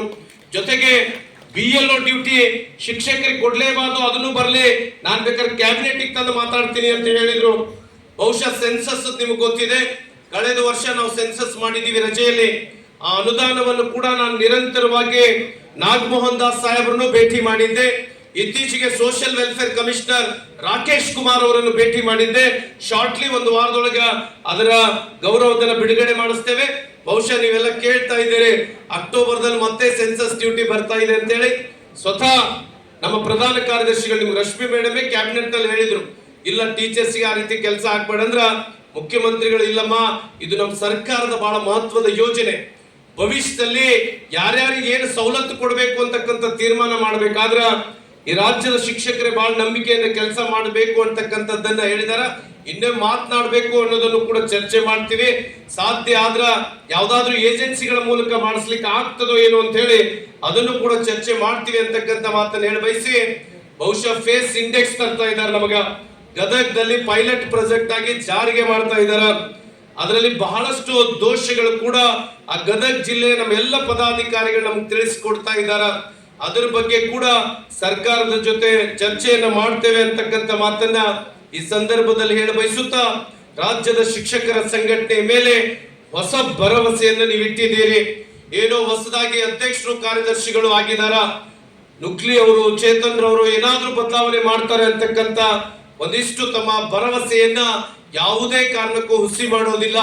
ಅತ್ಯಂತ ಗಟ್ಟಿಯಾಗಿ, ವಿಶೇಷವಾಗಿ ವೃಂದ ಮತ್ತು ನೇಮಕಾತಿ ನಿಯಮಗಳನ್ನ ತಕ್ಷಣ ಬದಲಾಯಿಸತಕ್ಕಂತ ಗಟ್ಟಿ ತೀರ್ಮಾನವನ್ನ ಮಾಡ್ತೇವೆ ಅನ್ನೋದನ್ನ ಈ ಸಭೆ ಮೂಲಕ ಹೇಳಲಿಕ್ಕೆ ಬಯಸ್ತಾ ಇದ್ದೇನೆ. ಚುನಾವಣೆಗಳು ಬರ್ತಾ ಇದ್ದಾವು ಸ್ನೇಹಿತರೆ. ಈ ರಾಜ್ಯದ ಶಿಕ್ಷಕರ ಸಂಘಟನೆಗೆ ದೊಡ್ಡ ಇತಿಹಾಸ ಇದೆ. ಜೈಶಂಕರ್ ಅಂತಕ್ಕಂಥ ಒಬ್ಬ ದಲಿತ ಮನುಷ್ಯ ಕಟ್ಟಿದ ಸಂಘಟನೆ ಕಳೆದ 5 ವರ್ಷಗಳಲ್ಲಿ ಹಲವಾರು ಬದಲಾವಣೆಗಳನ್ನ ಕಂಡಿದೆ. ಈ ರಾಜ್ಯದ ಶಿಕ್ಷಕರ ಸಂಘಟನೆಯನ್ನ ಒಡಿತಕ್ಕಂತ ಪ್ರಯತ್ನವನ್ನ ಬಹಳ ಜನ ಮಾಡ್ತಾರ. ಈ ರಾಜ್ಯದ ಶಿಕ್ಷಕರ ಸಂಘಟನೆಗೆ ಸದಸ್ಯತ್ವವನ್ನು ಯಾಕೆ ಕೊಡ್ತೀರಿ? ಆ ರೀತಿಯ ಅಸಡ್ಡ ಹೇಳಿಕೆಯನ್ನ ನೀಡುವವರಿಗೆ ಈ ರಾಜ್ಯದ ಶಿಕ್ಷಕರ ಸಂಘಟನೆಯ ನೂತನ ನಾಯಕತ್ವ ಸರಿಯಾದ ಉತ್ತರವನ್ನ ಇನ್ನು ಮುಂದೆ ಕೊಡ್ತದೆ ಅನ್ನೋದನ್ನ ಬಹಳ ಗಟ್ಟಿಯಾಗಿ ಹೇಳಲಿಕ್ಕೆ ಬಯಸ್ತಾ ಇದ್ದೇನೆ. ಶಿಕ್ಷಕರು ನಿಮ್ಮಲ್ಲಿ ಕೈ ಮುಗಿದು ಕೇಳ್ಕೊಳ್ತೇನೆ, ಯಾವ್ದಾದ್ರು ಸಂಘಟನೆಯವರು ಜನರನ್ನ ಸೇರಿಸ್ಲಿಕ್ಕೆ ಒಂದ್ ಸಮಸ್ಯೆ ಬಗೆಹರಿಸ್ತೀನಿ ಅಂತ ಮೆಸೇಜ್ ಹಾಕ್ಬಿಟ್ರ ಹೋಗ್ಬೇಡ್ರಿ ಯಾರು. ಈ ರಾಜ್ಯದ ಶಿಕ್ಷಕರ ಸಮಸ್ಯೆಗಳನ್ನ ಬಗೆಹರಿಸುವ ಪ್ರಾಮಾಣಿಕ ಬದ್ಧತೆ ಯಾವ್ದಾದ್ರು ಸಂಘಟನೆಗೆ ಇದ್ರ ಅದು ರಾಜ್ಯದ ಶಿಕ್ಷಕರ ಸಂಘಟನೆಗೆ ಅನ್ನೋದನ್ನ ಯಾರು ಕೂಡ ನೆನಪಾರಬಾರ್ದು. ಪ್ರಜಾಪ್ರಭುತ್ವ ವ್ಯವಸ್ಥೆಯಲ್ಲಿ ಏನೆಲ್ಲ ವಾಮಾಚಾರಗಳ ಮೂಲಕ ಗೆದ್ದು ಬಂದವರು ಮೈಕ್ ಮುಂದೆ ನಿಂತಾಗ ಮಾತ್ರ ಪ್ರಾಮಾಣಿಕತೆಯ ಭಾಷಣವನ್ನ ಮಾಡ್ತಾರ.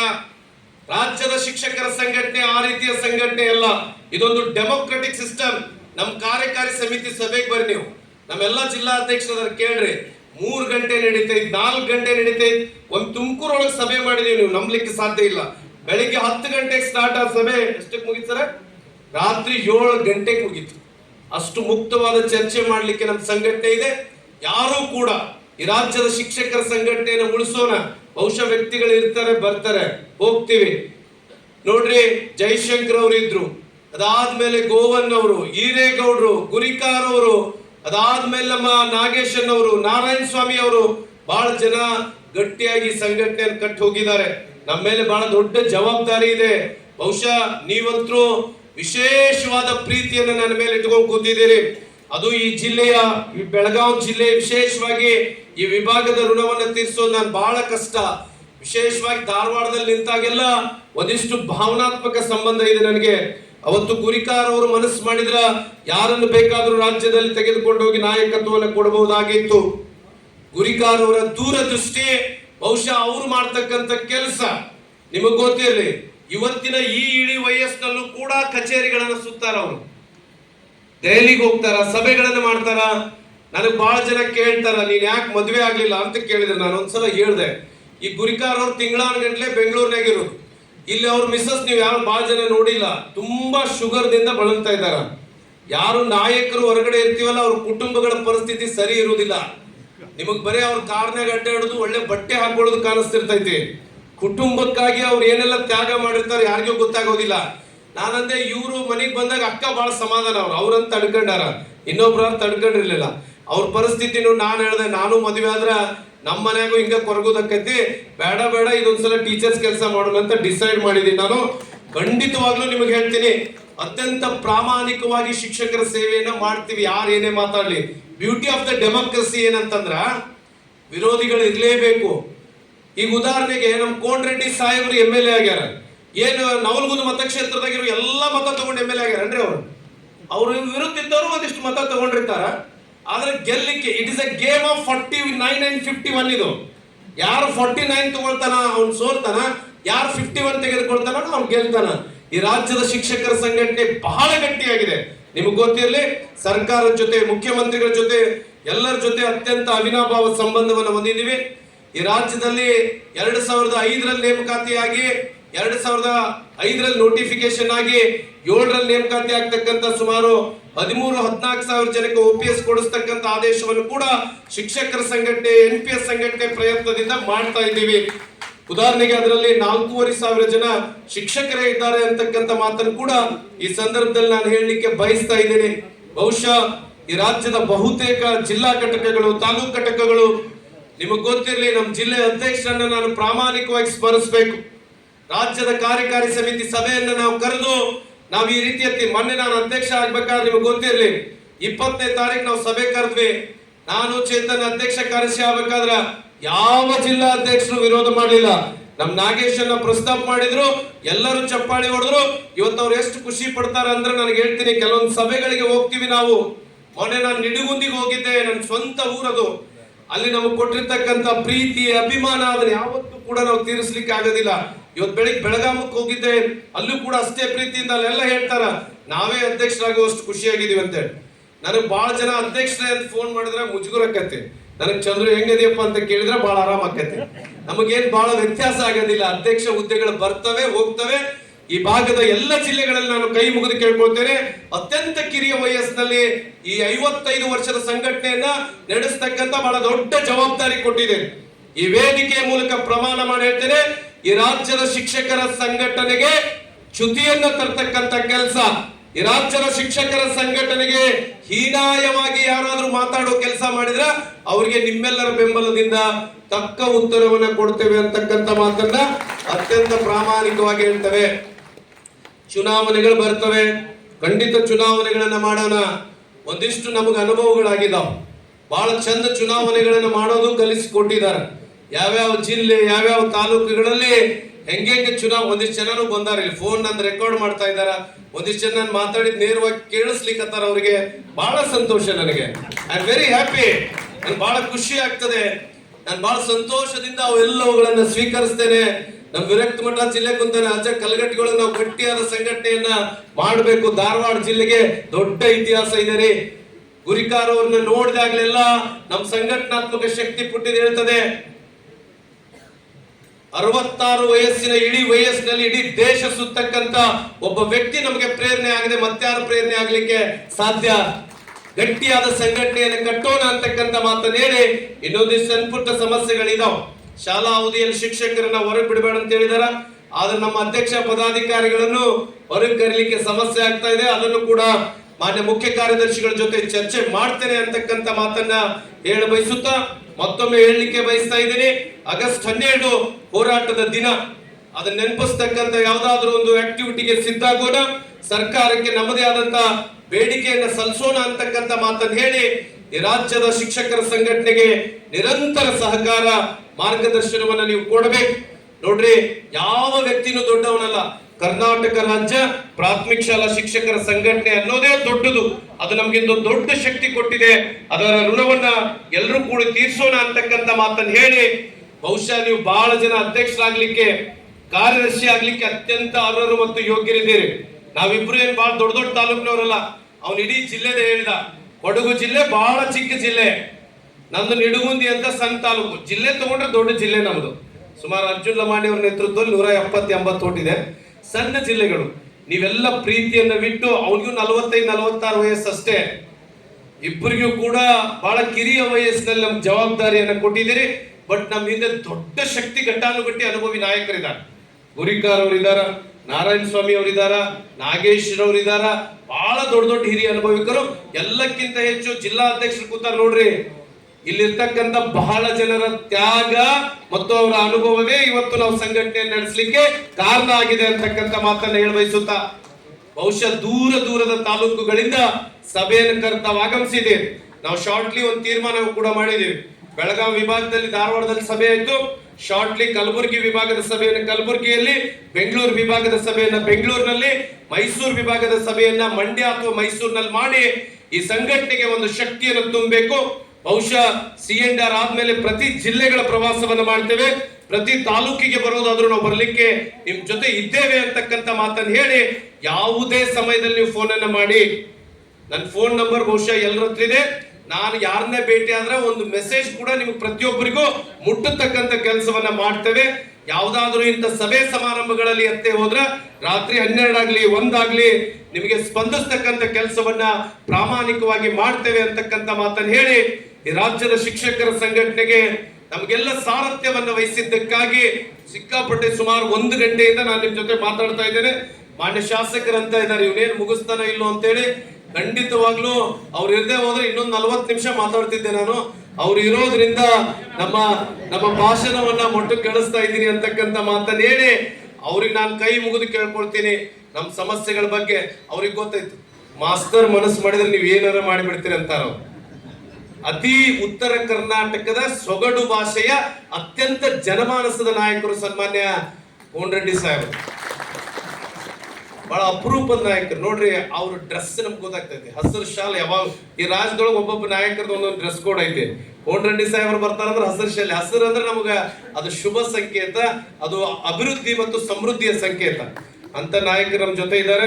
ದಯಮಾಡಿ ನಾನು ಜಾಸ್ತಿ ಮಾತನಾಡಿದ್ರೆ ಅದನ್ನು ಕೂಡ ತಾವು ಕ್ಷಮಿಸಬೇಕು ಅಂತಕ್ಕಂಥ ಮಾತನ್ನು ಹೇಳಿ, ಈ ಎಲ್ಲ ನಿಮ್ಮ ತಲೆಯಲ್ಲಿರ್ತಕ್ಕಂಥ ಎಲ್ಲ ಅಂಶಗಳಿಗೆ ಹೆಚ್ಚು ಕಡಿಮೆ ನನ್ನ ಆ ಒಂದು ಮಾತುಗಳ ಮೂಲಕ ಉತ್ತರ ಸಿಕ್ಕಿದೆ ಅನ್ಕೋತೇನೆ. ಇನ್ನೂ ಏನಾದ್ರೂ ಉಳಿದಿದ್ರ ನೀವು ಈ ಸಭೆ ಮುಗಿದಾದ ಮೇಲೆ ಒಂದು ಸ್ಲಿಪ್ ಕೊಟ್ಟು ಕಳಿಸಿದ್ರ ನಾನು ಇನ್ನೂ 1 ಗಂಟೆ ಇಲ್ಲೇ ಇದ್ದು ಅವೆಲ್ಲವುಗಳಿಗೆ ಉತ್ತರವನ್ನ ಕೊಡ್ತಕ್ಕಂಥ ಕೆಲಸವನ್ನ ಮಾಡ್ತೇನೆ. ಮತ್ತು ಧಾರವಾಡ ವಿಭಾಗದ ಈ ಸಭೆಯನ್ನ ಧಾರವಾಡ ಜಿಲ್ಲೆಯವರೇ ನೇತೃತ್ವವನ್ನು ತೆಗೆದುಕೊಂಡು ನಮ್ಮ ಚುಳುಕಿ ಅವರು, ಹೊಂಡಪ್ಪನವರು, ಲಿಂಗದಾಳ್ ಅವರು, ಉಮೇಶ್ ರವರು, ದೇಸಾಯಿ ಅವರು ಎಲ್ಲ ತಂಡ ಇದು ನಮ್ಮ ಜಿಲ್ಲೆಯ ಸಭೆ ಎನ್ನುವ ರೀತಿಯಲ್ಲಿ ಒಂದು ಐತಿಹಾಸಿಕ ಸಭೆಯನ್ನು ಮಾಡಿ ನಮ್ಮ ವಿಭಾಗದವರೇ ರಾಜ್ಯದ ಅಧ್ಯಕ್ಷರಾಗಿದ್ದಾರೆ. ಇಡೀ ರಾಜ್ಯಕ್ಕೆ ಒಂದು ಸಂದೇಶವನ್ನು ಕೊಡ್ತಕ್ಕಂಥ ರೀತಿಯಲ್ಲಿ ಸಭೆಯನ್ನು ಆಯೋಜಿಸಿದ್ದಕ್ಕೆ ಧಾರವಾಡ ಜಿಲ್ಲೆಯ ಎಲ್ಲ ಪದಾಧಿಕಾರಿಗಳಿಗೆ ತಮ್ಮ ಅಭಿಮಾನದ ಚಪ್ಪಾಳೆಯ ಮೂಲಕ ನಾನು ಅಭಿನಂದನೆಗಳನ್ನ ಸಲ್ಲಿಸ್ತೇನೆ. ನಿಮ್ಮ ಪ್ರೀತಿ, ವಿಶ್ವಾಸ, ನಂಬಿಕೆ, ಹಾರೈಕೆ ಶಿಕ್ಷಕರ ಸಂಘಟನೆ ಮೇಲೆ ಇರಲಿ ಅಂತಕ್ಕಂಥ ಮಾತನ್ನು ಹೇಳಿ ನಿಮ್ಮೆಲ್ಲರಿಗೂ ವಂದಿಸಿ ನನ್ನ 4 ಮಾತುಗಳನ್ನು ಮುಗಿಸ್ತೇನೆ. ನಮಸ್ಕಾರ. ಜೈ ಹಿಂದ್, ಜೈ ಭಾರತ್, ಜೈ ಶಿಕ್ಷಕ.